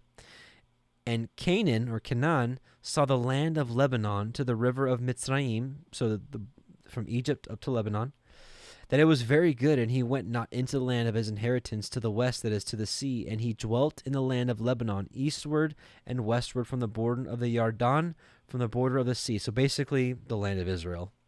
And And Ham his father, and Cush and Mitzrayim his brother, said unto him, You have settled in a land which is not yours, and which did not fall to us by lot. Do not do so, for if you do so, you and your sons will fall in the land and be accursed through sedition. For by sedition have ye settled, and by sedition will your children fall, and you shall be rooted out forever. Dwell not in the dwelling of Shem, for to Shem and to his sons did it come by their lot. Cursed are you, and cursed shall you be beyond all the sons of Noach, by the curse by which we bound ourselves by an oath in the presence of the holy judge, and in the presence of Noach and our father. Which this is earlier, a couple chapters earlier, where they swore to Noah that the inheritance that fell them by lot, that they would go and inherit that land. And so Canaan's like, yeah, right, I'm staying in this land. It looks nice. But he did not hearken unto them, and dwelt in the land of Lebanon from Hamath to the entering of Mitzrayim, he and his sons until this day. And for this reason the land is named Canaan or Canaan. So Noah was essentially prophesying that Canaan would be cursed. At least that's how I understand it at this point. Let's see here. Oh, there's more in Jubilees I wanted to read. Oops. Jubilees. We're going to read Jubilees chapter 7, 20 through 24. And this is just goes to show us a little more that the Torah was around before Mount Sinai. And in the this is Jubilees 7, verse 20 through 24. And in the 28th Jubilee, Noach began to enjoin upon his sons the ordinances and commandments and all the judgments that he knew, the Torah. And he exhorted his sons to observe righteousness, and to cover the shame of their flesh, and to bless their Creator, and to honor father and mother, and to love their neighbor, and to guard their souls from fornication and uncleanness and all iniquity. What does that sound like? It sounds like Torah. For owing to these three things came the flood upon the earth, namely, owing to the fornication, wherein the watchers against the Torah of their ordinances went a whoring after the daughters of men, and took themselves women of all which they chose, and they made the beginning of uncleanness. And they begat sons, the Nephilim, and they were all unlike, and they devoured one another. And the giants slew the Nephil, and the Nephil slew the Elio, and the Elio mankind, and one man another. And everyone sold himself to work iniquity, and to shed much blood, and the earth was filled with iniquity. And after this they sinned against the beasts and birds and all that moves and walks on the earth, and much blood was shed on the earth. And every imagination and desire of men imagined vanity and evil continually. Whew. Let's look at another passage in chapter 10. We're basically we're packing in some more Noah stuff before we jump out of go to chapter 10, which we go past the death of Noah. So Jubilees 1 through 17. This is an interesting passage. And in the third week of this Jubilee, the unclean devils began to lead astray the children of the sons of Noach, and to make to err and to destroy them. And the sons of Noach came to Noach their father, and they told him concerning the devils which were leading astray and blinding and slaying his sons. And he prayed before Yahuah Elohiym and said, Elohim of the Ruachot, the spirits of all flesh, who has shown mercy unto me, and has saved me and my sons from the waters of the flood, and has not caused me to perish as you did the sons of perdition. For your grace has been great towards me, and great has been your mercy to my soul. Let your grace be lifted up upon my sons, and let not wicked spirits, Ruachot, rule over them, lest they should destroy them from the earth. But do you bless me and my sons, that we may increase and multiply and replenish the earth. And you know how your watchers, the fathers of these spirits, the Ruachot, acted in my day. And as for these Ruachot which are living, imprison them, and hold them fast in the place of condemnation, and let them not bring destruction on the sons of your servant, my Elohim, for these are malignant and created in order to destroy. And let them not rule over the Ruachot of the living, for you alone can exercise dominion over them. And let them not have power over the sons of the righteous from henceforth and forevermore. And Yahuah Elohiym bade us, which, by the way, the whole book of Jubilees is written from an angel's perspective, so this us is angels. And Yahuah Elohiym bade us, the angels, to bind all. And the chief of the Ruachot, Mastema, this is another word for Satan, or Samael, or Azazel, Mastema came and said, Yahuah, Creator, let some of them remain before me, and let them hearken to my voice, and do all that I shall say unto them. For if some of them are not left to me, I shall not be able to execute the power of my will on the sons of men. For these are for corruption and leading astray before my judgment. For great is the wickedness of the sons of men. And he said, let the 10th part of them remain before him, and let 9 parts descend into the place of condemnation. So literally what just happened is you had a court proceeding, essentially. You had Noah petitioning as like the plaintiff, right? He's complaining that the evil spirits, which are the spirits that departed from the giants, that these are the ones that are leading astray men and attacking and doing battle. And he's like, send them away, send them to the place of condemnation. And Yahuwah was like, all right. And I hear you. And then, the defendant, Mastema, is like, well, hang on a second. If you have all of them go down into Sheol, how am I going to do what I'm supposed to do? Which Satan's job is to lead people astray. He's a tester. I mean, quite frankly, we saw that with Job. Yahuwah allowed Satan to tempt or to test Job to see if he would, curse Elohim. Satan is the tempter for all of us. He is the one that is charged with leading astray the sons of men. And so basically he's saying, leave at least 1/10 of them for me that I can, do my job. Which, I've said this before. No, I'm not really teaching this, but like any of you that have seen Willy Wonka, the old one, if you remember Slugworth he actually worked ended up working for Willy Wonka, but he was to go out as like the enemy and basically tempted all the little children with, hey, if you get me the everlasting gobstopper, I'll give you whatever money. And anyways, all I'm saying is that I hate making secular references. I don't even know why I made that, but Satan, he is the tempter, he is the tester, he is the he's the the prosecuting attorney, right? He's the prosecutor, and Yahuwah is the judge. Yahusha is like the our defense attorney. Anyway, it's just some things to consider. But anyway, so that's what's just happened here. And one of us, he commanded that we should teach Noah all their medicines, for he knew that they would not walk in uprightness. So again, this is us as the angels. So the angels were commanded to teach Noah all their medicines, for he knew that they would not walk in uprightness nor strive in righteousness. And we did according to all his words. All the malignant evil ones we bound in the place of condemnation, and 1/10 part of them we left, that they might be subject before Satan on the earth. So we just saw that Mastema is Satan. And we explained to Noah all the medicines of their diseases, together with their seductions, how he might heal them with the herbs of the earth. And this is what we were talking about last week in week 1. Some of you had some strong words against, what I was saying and what I was in favor for. I'm in favor of the herbs of the earth, regardless of what, mainstream media has talked about it, regardless of, what Hollywood did, to certain things like cannabis, like with Reefer Madness and those movies. I mean, go watch Reefer Madness and you'll see exactly where the demonization of one of the herbs of the earth started from. So, but again, like I'm going to stick up for biblical cosmology. I'm going to stick up for Torah, which is, he said that all herbs are for the use of men. Some of you are like, well, what about poison ivy? Go look up what kind of medicinal things you can use with poison ivy. You'll be amazed that literally almost everything, even the thistles, like things like milk thistle, can be used for the healing of the body. So yeah, I stand for the herbs of the earth. And Noah wrote down all things in a sefer as we instructed him concerning every kind of medicine. Thus the evil ruachot were precluded from the hurting of the sons of Noah. And he gave all that he had written to Shem. Like, man, I'd love to get this book, right? His eldest son, for he loved him exceedingly above all his sons. And Noah slept with his fathers and was buried on Mount Lubar.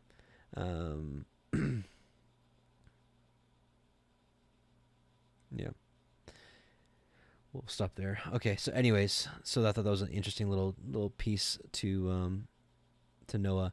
And one more thing, the birth of Noah was absolutely a spectacle. So check this out. This is Enoch chapter 106. And after some days, my son Methuselah took a wife for his son Lamech, and she became pregnant by him and bore a son. and his body was white as snow and red as the blooming of a rose, and the hair of his head and his long locks were white as wool, not the texture of wool, but white as wool, and his eyes beautiful. And when he opened his eyes, he lighted up the whole house like the sun, and the whole house was very bright. I think there's some similar things for Moshe. And thereupon he arose in the hands of the midwife, opened his mouth, and conversed with Yahuah of righteousness. And his father Lamech was afraid of him, and fled, and came to his father Methuselah. And he said unto him, I have begotten a strange son, diverse and from unlike man, and resembling the sons of Elohim of heaven. And his nature is different, and he is not like us, and his eyes are as the rays of the sun, and his countenance is glorious. And it seems to me that he has not sprung from me, but from the angels. And I fear that in his days a wonder may be wrought on the earth. And now, my father, I am here to petition to you and to implore you that thou mayest go to Enoch, our father, and learn from him the truth, for his dwelling place is among the angels. Anyways. So it just repeats that, but yeah, that he ends up saying, yeah, that is your son. Anyways, so yeah, Noah had a pretty interesting birth. So he spoke when he was born. He literally had eyes that lit up the room. Said his body was whiter than snow and had good old rosy red cheeks and blonde or white curly hair. So anyways, just I thought that was kind of interesting. So let's go to Genesis 10. And all the days of Noah were 950 years, and he died. All right, so let's go to chapter 10. And we get some generations going.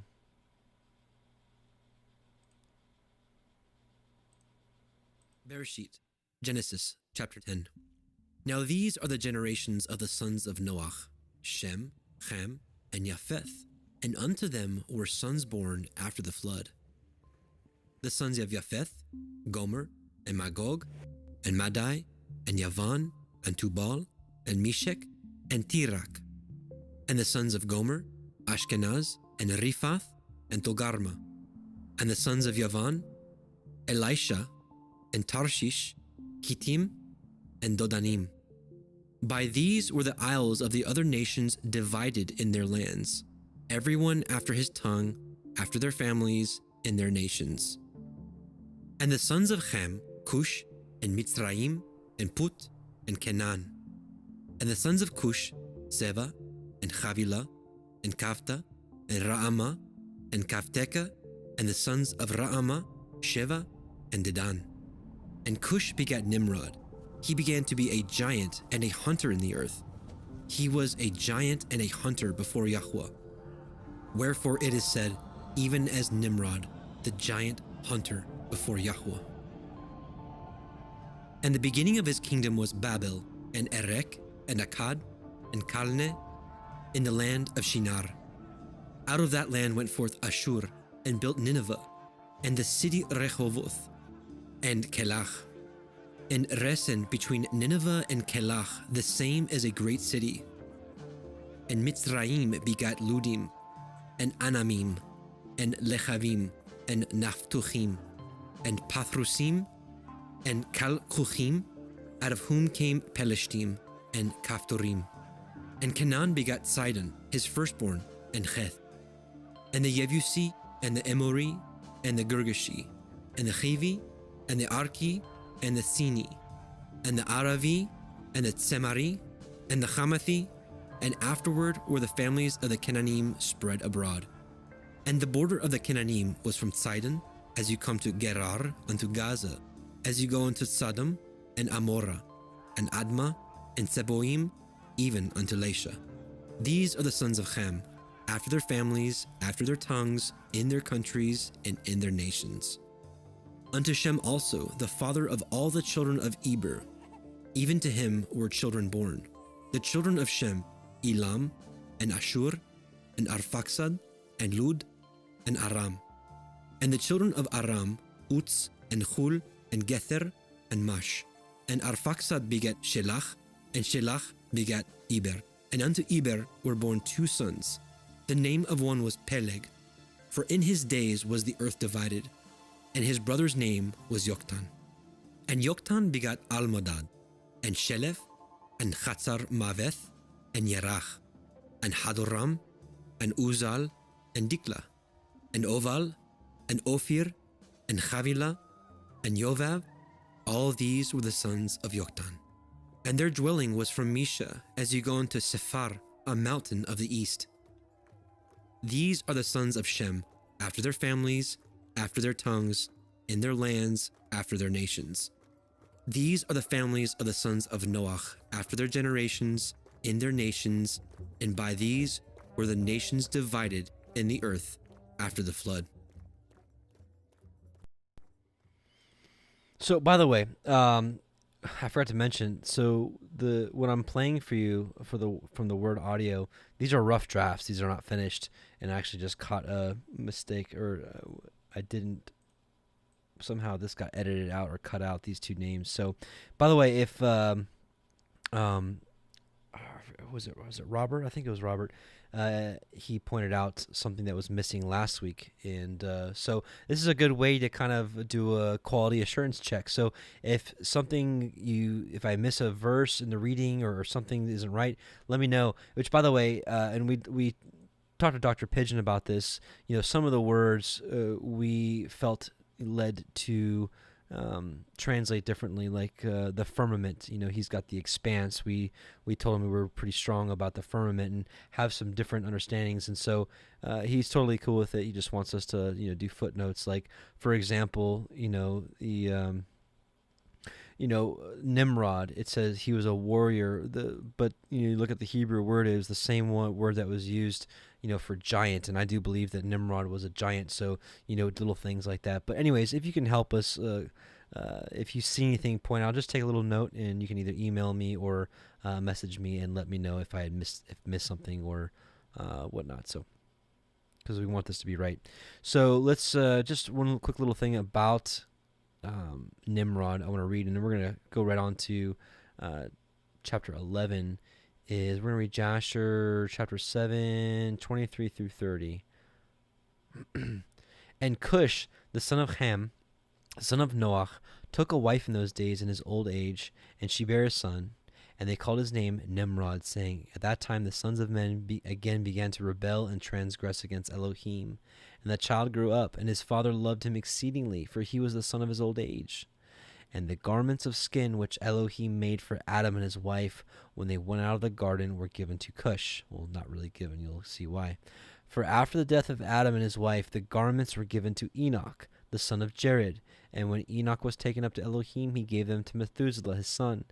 And at the death of Methuselah, Noah took them and brought them to the ark, and they were with him until he went out of the ark. And in their going out, Ham stole those garments from Noah his father, and he took them and hid them from his brothers. And when Ham begot his firstborn Cush, he gave him the garments in secret, and they were with Cush many days. And Cush also concealed them from his sons and brothers. And when Cush had begotten Nimrod, he gave him those garments through his love for him. And Nimrod grew up, and when he was 20 years old, he put on those garments. And Nimrod became strong when he put on the garments, and Elohim gave him might and strength, and he was a mighty hunter in the earth. Yea, he was a mighty hunter in the field, and he hunted the animals, and he built altars, and he offered upon them the animals before Yahuah. And Nimrod strengthened himself, and he rose up from amongst his brethren. He fought all the battles of his brethren against all their enemies round about. Anyways, it keeps going, but this is, I believe that between the garments that he put on, that obviously had some powers, and we learned in the book of Jubilees that Canaan had found the secret writings of the Watchers, and I believe that possibly through maybe a mixture of drinking blood, these garments, and maybe the incantations from the Watchers, maybe Nimrod literally grew to be a giant. Just speculation, but I do believe that he actually was a giant. And I believe that that's how the giants got not resurrected, popped back up on the scene, if you will. Okay, so not a whole lot to talk about on the generations. So we'll keep going, and actually, give me a moment. I gotta do something really quickly. Give me just a second.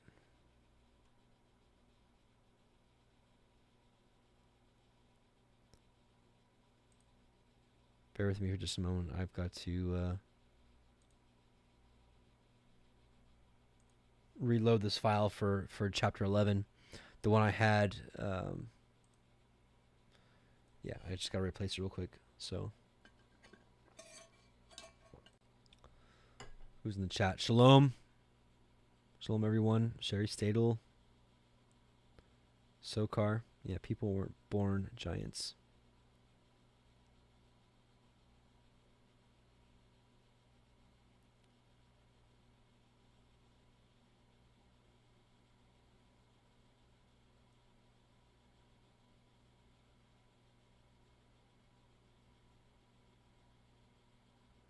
Okay, let's see. Hang on.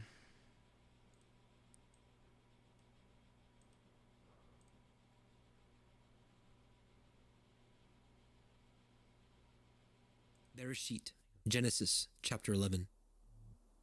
And the whole earth was of one language and of one speech. And it came to pass, as they journeyed from the east, that they found a plain in the land of Shinar, and they dwelt there. And they said one to another, Go to, let us make brick, and burn them thoroughly. And they had brick for stone, and slime had they for mortar. And they said, Go to, let us build a city and a tower, whose top may reach unto the heavens. Bereshit, Genesis, chapter 11. And the whole earth was of one language and of one speech. And it came to pass, as they journeyed from the east, that they found a plain in the land of Shinar, and they dwelt there. And they said one to another, Go to, let us make brick, and burn them thoroughly. And they had brick for stone, and slime had they for mortar. And they said, Go to, let us build a city and a tower, whose top may reach unto the heavens. And let us make a name, lest we be scattered abroad upon the face of the whole earth. And Yahuah came down to see the city and the tower which the children of men built. And Yahuah said, Behold, the people is one, and they have all one language. And this they begin to do, and now nothing will be restrained from them, which they have imagined to do. Go to, let us go down, and there confound their language, that they may not understand one another's speech. So Yahuah scattered them abroad from thence upon the face of all the earth, and they left off to build the city. Therefore is the name of it called Babel, because Yahuah did there confound the language of all the earth, and from thence did Yahuah scatter them abroad upon the face of all the earth. These are the generations of Shem. Shem was 100 years old and begat Arphaxad 2 years after the flood. And Shem lived after he begat Arphaxad 500 years and begat sons and daughters. And Arphaxad lived 35 years and begat Shelach. And Arphaxad lived after he begat Shelach 403 years and begat sons and daughters. And Shelach lived 30 years and begat Eber. And Shelach lived after he begat Eber 403 years and begat sons and daughters. And Eber lived 34 years and begat Peleg. And Eber lived after he begat Peleg 430 years and begat sons and daughters. And Peleg lived 30 years and begat Reu. And Peleg lived after he begat Reu 209 years and begat sons and daughters. And Reu lived 32 years and begat Serug. And Reu lived after he begat Serug 207 years and begat sons and daughters. And Serug lived 30 years and begat Nahor. And Serug lived after he begat Nahor 200 years and begat sons and daughters. And Nahor lived 29 years and begat Terach. And Nahor lived after he begat Terach 119 years and begat sons and daughters. And Terach lived 70 years and begat Avram, Nahor, and Haran. Now these are the generations of Terach. Terach begat Avram, Nahor, and Haran. And Haran begat Lot. And Haran died before his father Terach in the land of his nativity, in Ur of the Kasdim. And Avram and Nahor took them women. The name of Avram's woman was Sarai, And the name of Nahor's woman, Milcah, the daughter of Haran, the father of Milcah, and the father of Icha. But Sarai was barren, she had no child. And Terach took Avram his son, and Lot, the son of Haran, his son's son, and Sarai, his daughter-in-law, his son Avram's woman. And they went forth with them from Ur of the Kasdim, to go into the land of Canaan. And they came unto Haran, and dwelt there. And the days of Terach were 205 years. And Terach died in Haran.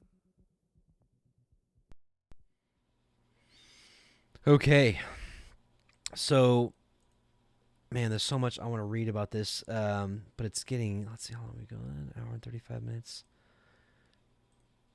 I want to read you Jasher 7:43, and chapter 8, and chapter 9. It's such an amazing story.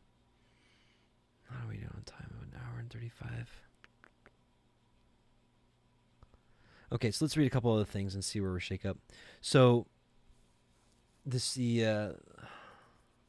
Targum reads, "And Yahuah said to the 70 angels which stand before him, Come, we will descend, and will there commingle their language, that a man shall not understand the speech of his neighbor. And the word of Yahuah was revealed against the city, and with him 70 angels, having reference to 70 nations, each having its own language, and thence the writing of its own hand. And he dispersed them from thence upon the face of the earth into 70 languages. And one knew not what his neighbor would say, but one slew the other, and they ceased from building the city. Therefore he called the name of it Babel, because there did Yahuah commingle the speech of all the inhabitants of the earth, and from thence did Yahuah disperse them upon all the faces of the earth." And so a pretty cool read in Jasher regarding the 70 languages is when Joseph was taken out of prison to interpret Pharaoh's dream. Check this out. There's a little more to the story. So we'll read 40 verses 40. This is Jasher chapter 48, verses 41 through 47. "And the servants of the king went to Joseph, and they brought him hastily out of the dungeon. And the king's servants shaved him, and he changed his prison garments, and he came before the king. And the king was sitting upon his royal throne in a princely dress girt about with a golden ephod, and the fine gold which was upon it sparkled, and the carbuncle and the ruby and the emerald, together with all the precious stones that were upon the king's head, dazzled the eye. And Joseph wondered greatly at the king. And the throne upon which the king sat was covered with gold and silver and with onyx stones, and it had 70 steps. And it was their custom throughout the land of Egypt that every man who came to speak to the king, if he was a prince or one that was estimable in the sight of the king, he ascended to the king's throne as far as the 31st step, and the king would descend to the 36th step and speak with him. If he was one of the common people, he ascended to the 3rd step, and the king would descend to the 4th step and speak to him. And their custom was, moreover, that any man who understood to speak in all the 70 languages, he ascended the 70 steps and went up and spoke till he reached the king. And any man who could not complete the 70, he ascended as many steps as languages which he knew to speak in. And it was customary in those days in Egypt that no one should reign over them, but who understood to speak in the 70 languages. And when Joseph came before the king, he bowed down to the ground before the king, and he ascended to the 3rd step. And the king sat upon the 4th step and spoke with Joseph. Anyways, the story keeps going on, and the angels essentially give Joseph the understanding of all 70 languages, and Joseph ends up ascending the 70 steps, and that's also why he was allowed to be ruler in all of Egypt, and it's also why it wasn't just the interpretation of the dream, but it's also why Pharaoh was like, is there anyone wiser than this man? Because he literally, knew all the 70 languages. Let's see here.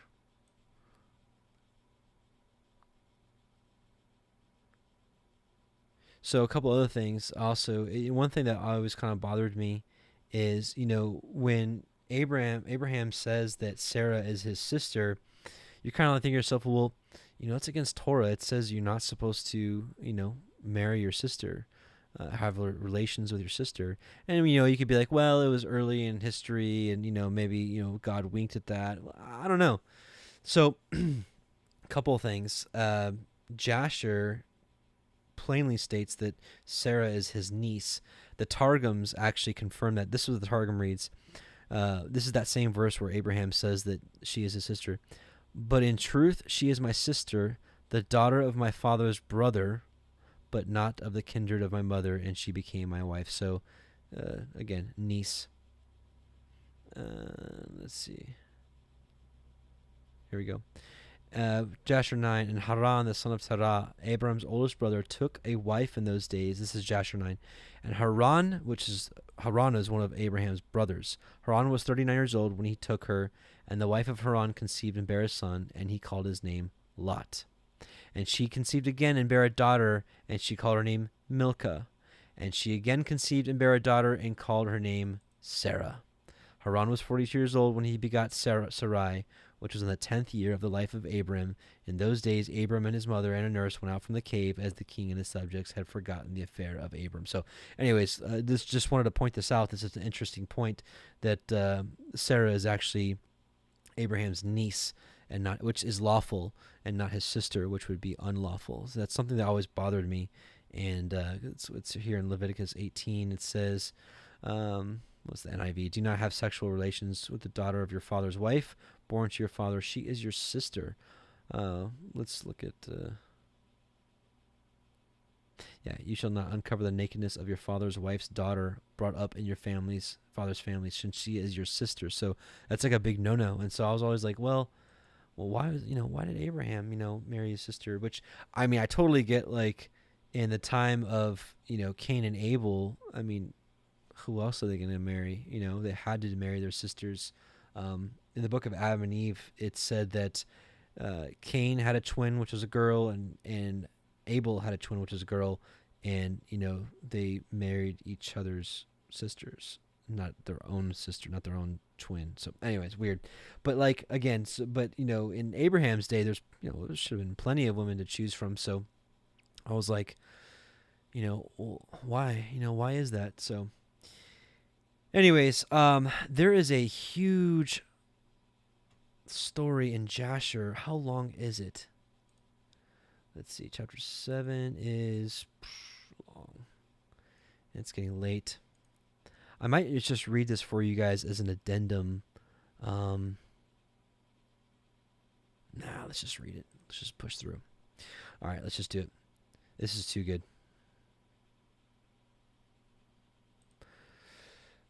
We'll skip over here. We can read. I guess we'll start at Jasher 43 or 743.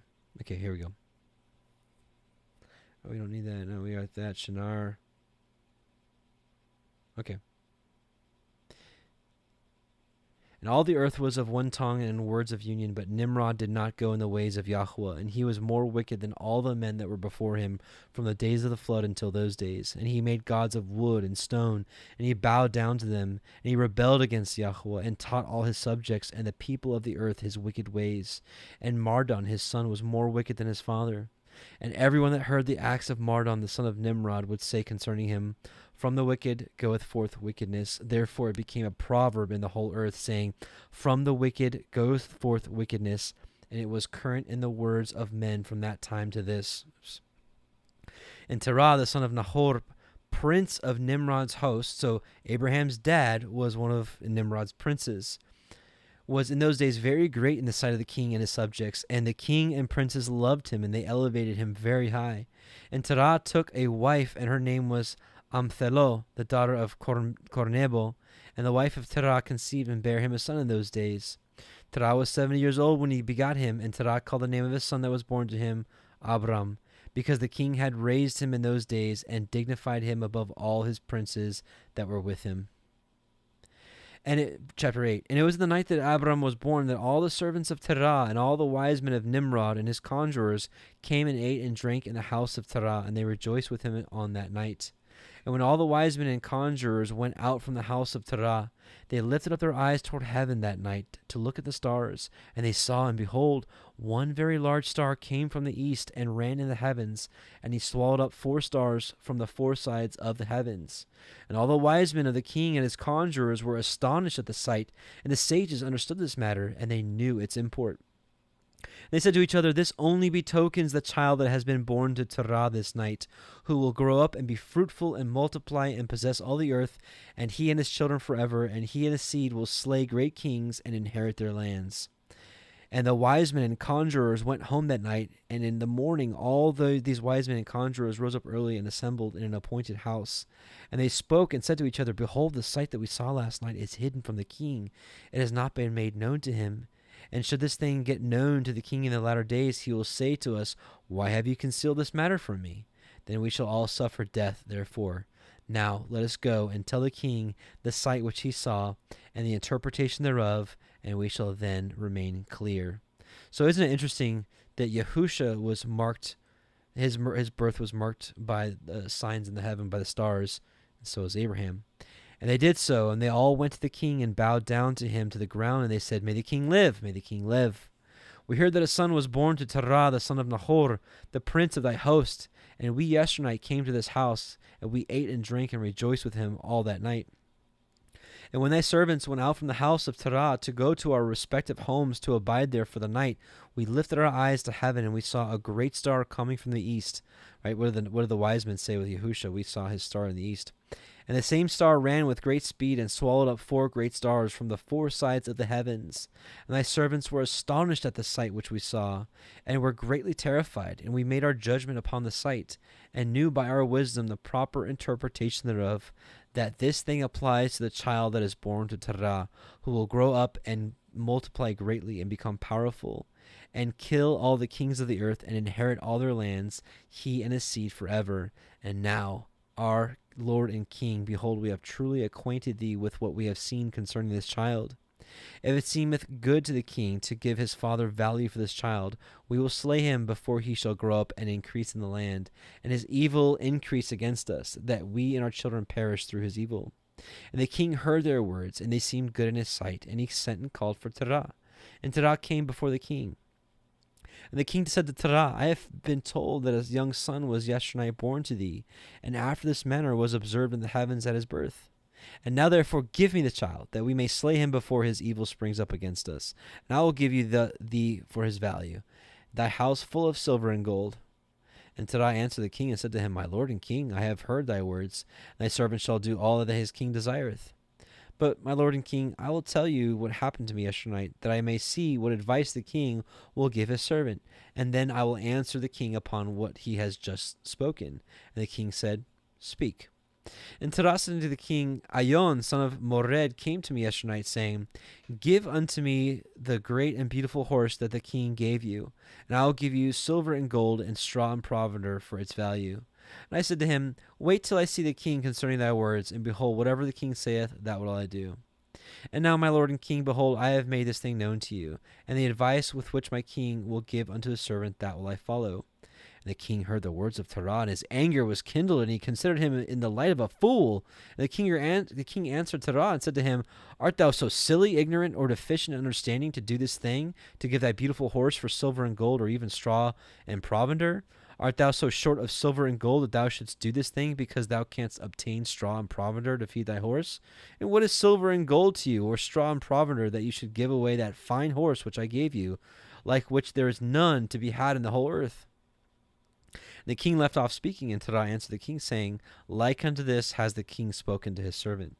I beseech you, my lord and king, what is this which thou didst say unto me, saying, 'Give thy son that we may slay him, and I will give thee silver and gold for his value'?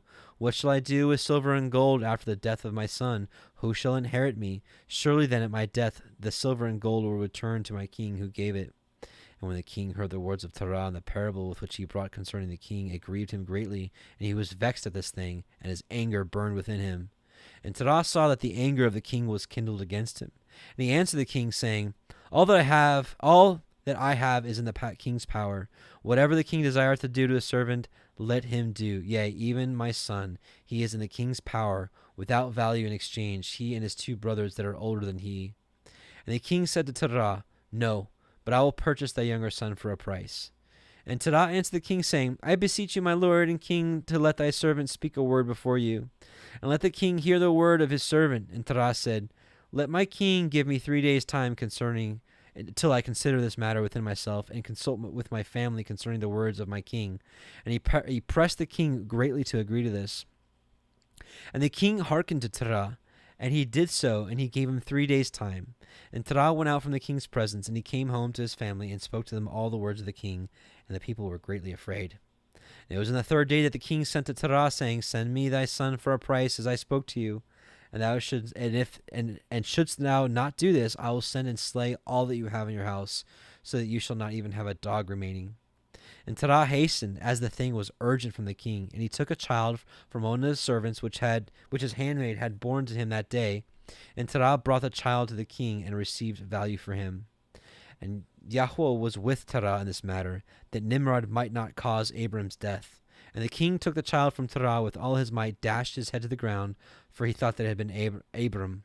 And this was concealed from him from that day, and it was forgotten by the king, as it was the will of the providence not to suffer Abram's death. And Terah took Abram his son secretly, together with his mother and nurse, and he concealed them in a cave, and he brought them their provisions monthly. And Yahuah was with Abram in the cave, and he grew up. And Abram was in the cave 10 years. And the king and his princes, soothsayers and sages, thought that the king had killed Abram. Chapter 9. And Haran, the son of Terah, Abram's oldest brother, took a wife in those days. Haran was 39. Oh, yeah, we just read this. Haran was 39 years old when he took her, and the wife of Haran conceived and bare a son, and he called his name Lot. And she conceived again and bare a daughter, and she called her name Milcah. And she again conceived and bare a daughter, and she called her name Sarai. Haran was 42 years old when he begot Sarai, which was in the 10th year of the life of Abram. And in those days Abram and his mother and nurse went out from the cave, as the king and his subjects had forgotten the affair of Abram. And when Abram came out from the cave, he went to Noah and his son Shem, and he remained with them to learn the instruction, the Torah of Yahuah, and his ways, and no man knew where Abram was. And Abram served Noah and Shem and his son for a long time. And Abram was in Noah's house 39 years. And Abram knew Yahuah from 3 years old, and he went in the ways of Yahuah until the day of his death, as Noah and his son Shem had taught him. And all the sons of the earth in those days greatly transgressed against Yahuah, and they rebelled against him, and they served other Elohim. And they forgot Yahuah, who had created them in the earth. And the inhabitants of the earth made unto themselves at that time every man his god, gods of wood and of stone, which could neither speak, hear, nor deliver. And the sons of men served them, and they became their gods. And the king and all his servants, and Terah with all his household, were then the first of those that served gods of wood and stone. And Terah had 12 gods of large size, made of wood and stone, after the 12 months of the year. And he served each one monthly, and every month Terah would bring his meat offering and drink offering to his gods. Thus did Terah all the days. And all that generation were wicked in the sight of Yahuah, and they thus made every man his god, but they forsook Yahuah, who had created them. And there was not a man found in those days in the whole earth who knew Yahuah, for they served each man his own Elohim, except Noah and his household, and all those who were under his counsel knew Yahuah in those days. And Abram the son of Terah was waxing great in those days in the house of Noah, and no man knew it, and Yahuah was with him. And Yahuah gave Abram an understanding heart, and he knew all the works of that generation were vain, and that all their gods were vain and were of no avail. And Abram saw the sun shining upon the earth, and Abram said unto himself, Surely now this sun that shines upon the earth is God, and him will I serve.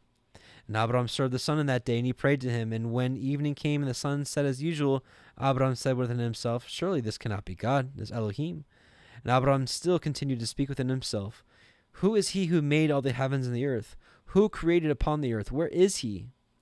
And night darkened over him, and he lifted up his eyes toward the west, north, south, east, and he saw that the sun had vanished from the earth, and the day became dark.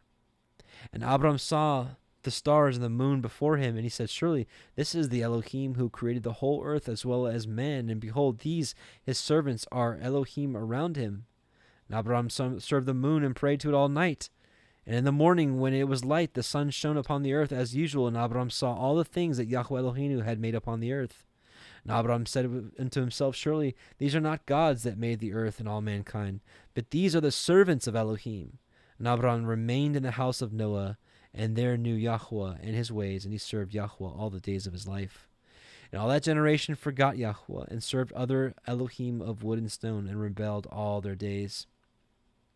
And King Nimrod reigned securely, and all the earth was under his control, and all the earth was of one tongue and words of union. And all the princes of Nimrod and his great men took counsel together, Phut, Mitzrayim, Cush, and Canaan, with their families. And they said to each other, come, let us build ourselves a city, and in it a strong tower, and its top reaching heaven, and we will make ourselves famed, so that we may reign upon the whole world, in order that the evil of our enemies may cease from us, that we may reign mightily over them, and that we may not become scattered over the earth on account of their wars. And they all went before the king, and they told the king these words. And the king agreed with them in this affair, and he did so. And all the families assembled, consisting of about 600,000 men, and they went to seek an extensive place of ground to build the city and the tower. And they sought in the whole earth, and they found none like the valley at the east of the land of Shinar. About 2 days' walk, and they journeyed there and dwelt there. And they began to make bricks and burn fires to build the city and the tower that they had imagined to complete. And the building of the tower was unto them a transgression and a sin, and they began to build it. And whilst they were building against Yahuah Elohiym of heaven, they imagined in their hearts to war against him and to ascend into heaven. And all these people and all the families divided themselves in 3 parts. The first said, we will ascend into heaven and fight against him. The second said, we will ascend to heaven and place our own Elohim there and serve them. And the third part said, we will ascend into heaven and smite him with bows and spears. And Elohim knew all their wicked works and all their evil thoughts, and he saw the city and the tower they were building. And when they were building, they built themselves a great city and a very high tower and strong tower. On account of its height, the mortar and bricks did not reach the builders in their ascent into it until those who went up had completed a full year. And after that they reached to the builders and gave them the mortar and the bricks, and thus it was done daily. And behold, these ascended and others descended a whole day. And if a brick should fall from their hands and get broken, they would all weep over it. And if a man fell and died, none of them would look at him. And Yahuah knew their thoughts, and it came to pass when they were building that they cast arrows toward the heavens, and all the arrows fell upon them filled with blood. And when they saw them, they said to each other, surely we have slain all those that are in heaven. For this was from Yahuah in order to cause them to err, and in order to destroy them from off the face of the ground. And they built the tower and the city, and they did this thing daily until many days and years were elapsed.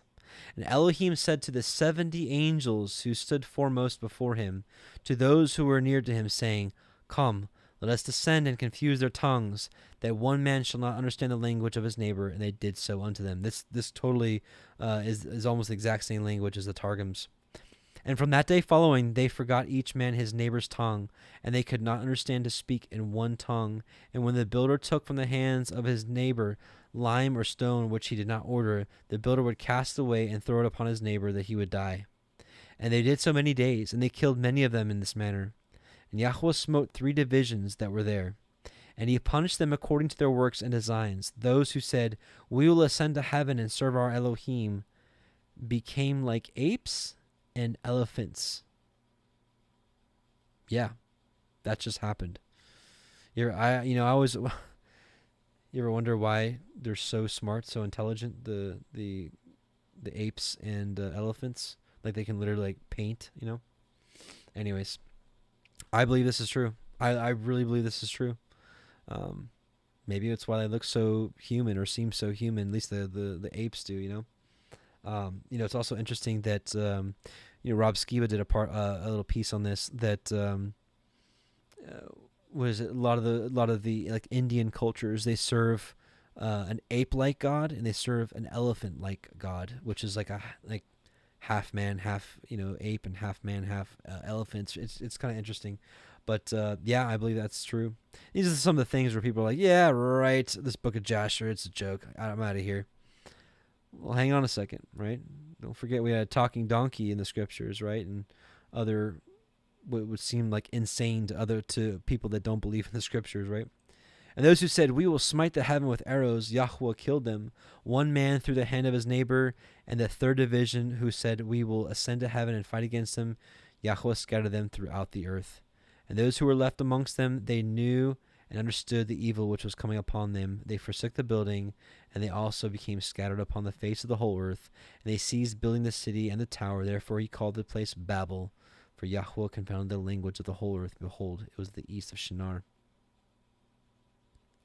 And as the tower which the sons of men built, the earth opened its mouth and swallowed up 1/3 part thereof, and a fire also descended from heaven and burned another third, and the other third is left to this day, and it is of that part which was aloft, and its circumference was 3 days' walk. That's how big this thing was. And many of the sons of men died in that tower, a people without number. So,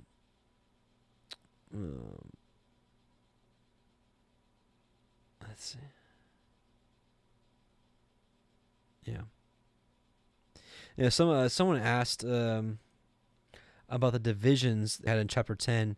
I'm not sure exactly what your question was, but it is interesting. We found this when we came across the Torah portion a few weeks ago in Deuteronomy 32, the Song of Moshe.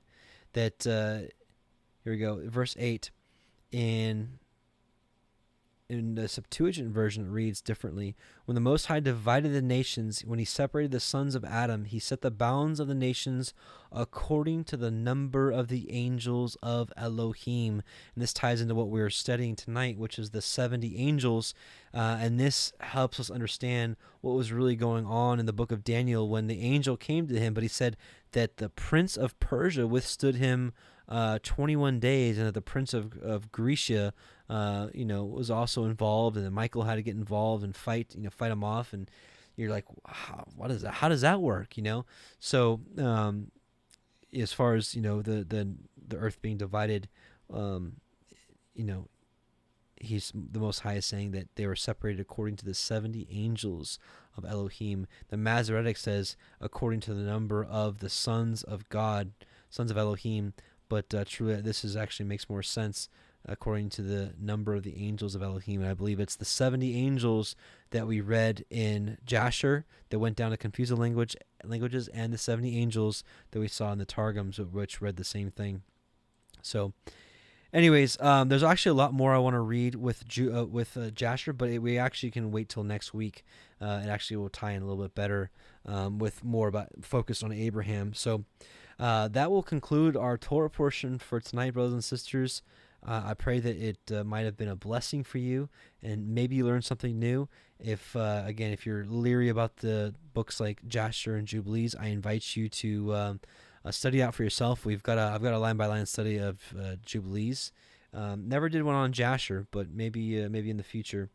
But again, I feel led to stand up for these books. I do believe that they are the truth, and I believe that what appears to be contradictions, I think, are pretty explainable when you take in the whole thing, all the scriptures into perspective. But nevertheless, I feel like these books really enrich the Torah portions because it fills the holes. Because the Torah is kind of a brief summary of everything that went on.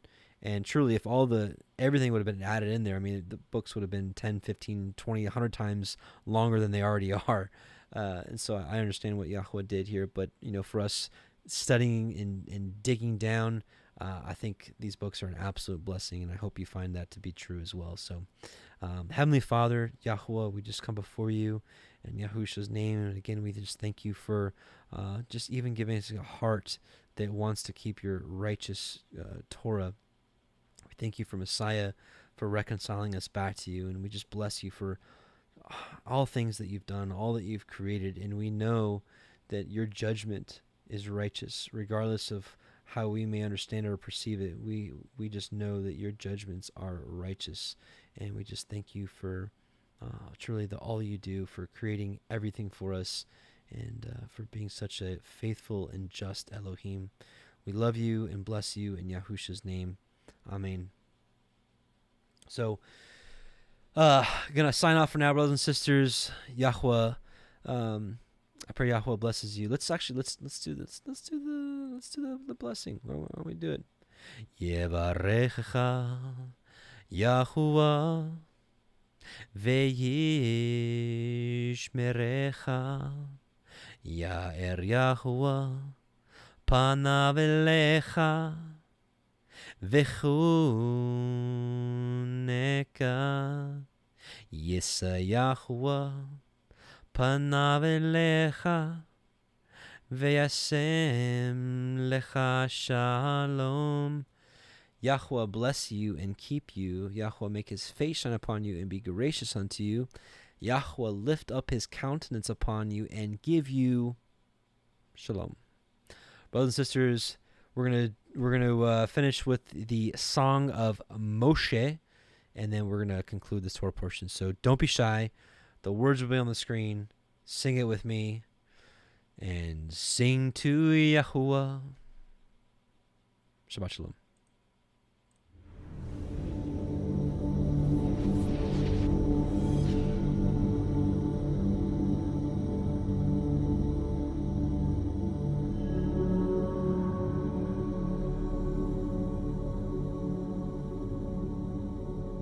I sing to Yahuah, for he is highly exalted. The horse and its rider he has thrown into the sea. Yah is my strength and song, and he has become my deliverance. He is my El, and I praise him, Elohim of my father, and I exalt him. Yahuah is a man of battle, Yahuah is his name. He has cast Pharaoh's chariots and his army into the sea, and his chosen officers are drowned in the sea of reeds.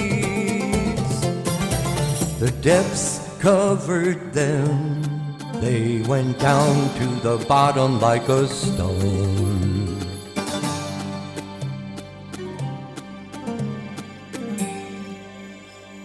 Your right hand, O Yahuah, has become great in power.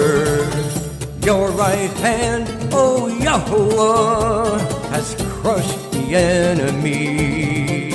And in the greatness of your excellence, you pulled down those who rose up against you. You sent forth your wrath, it consumed them like stubble. And with the wind of your nostrils, the waters were heaped up. The floods stood like a wall, the depths became stiff in the heart of the sea. The enemy said, I pursue, I overtake, I divide the spoil, my being is satisfied on them. I draw out my sword, my hand destroys them. You blew with your wind, the sea covered them, they sank like lead in the mighty waters. Who is like you, O Yahuah, among the mighty ones? Who is like you, great in Kodeshah, awesome in praises, working wonders? You stretched out your right hand, the earth swallowed them. In your kindness, you led the people whom you have redeemed. In your strength, you guided them to your Kodesh dwelling. Peoples heard, they trembled, anguish gripped the inhabitants. inhabitants of Pelasheth. Then the chiefs of Edom were troubled, the mighty men of Moab. Trembling grips them, all the inhabitants of Canaan melted. Fear and dread fell on them by the greatness of your arm. They are as silent as a stone. Until your people pass over, O Yahuwah. Until the people whom you have bought pass over. You bring them in and plant them in the mountain of your inheritance, in the place, O Yahuwah, which you have made for your own dwelling, the Mikdash, O Yahuwah, which your hands have prepared. Yahuwah reigns forever and ever.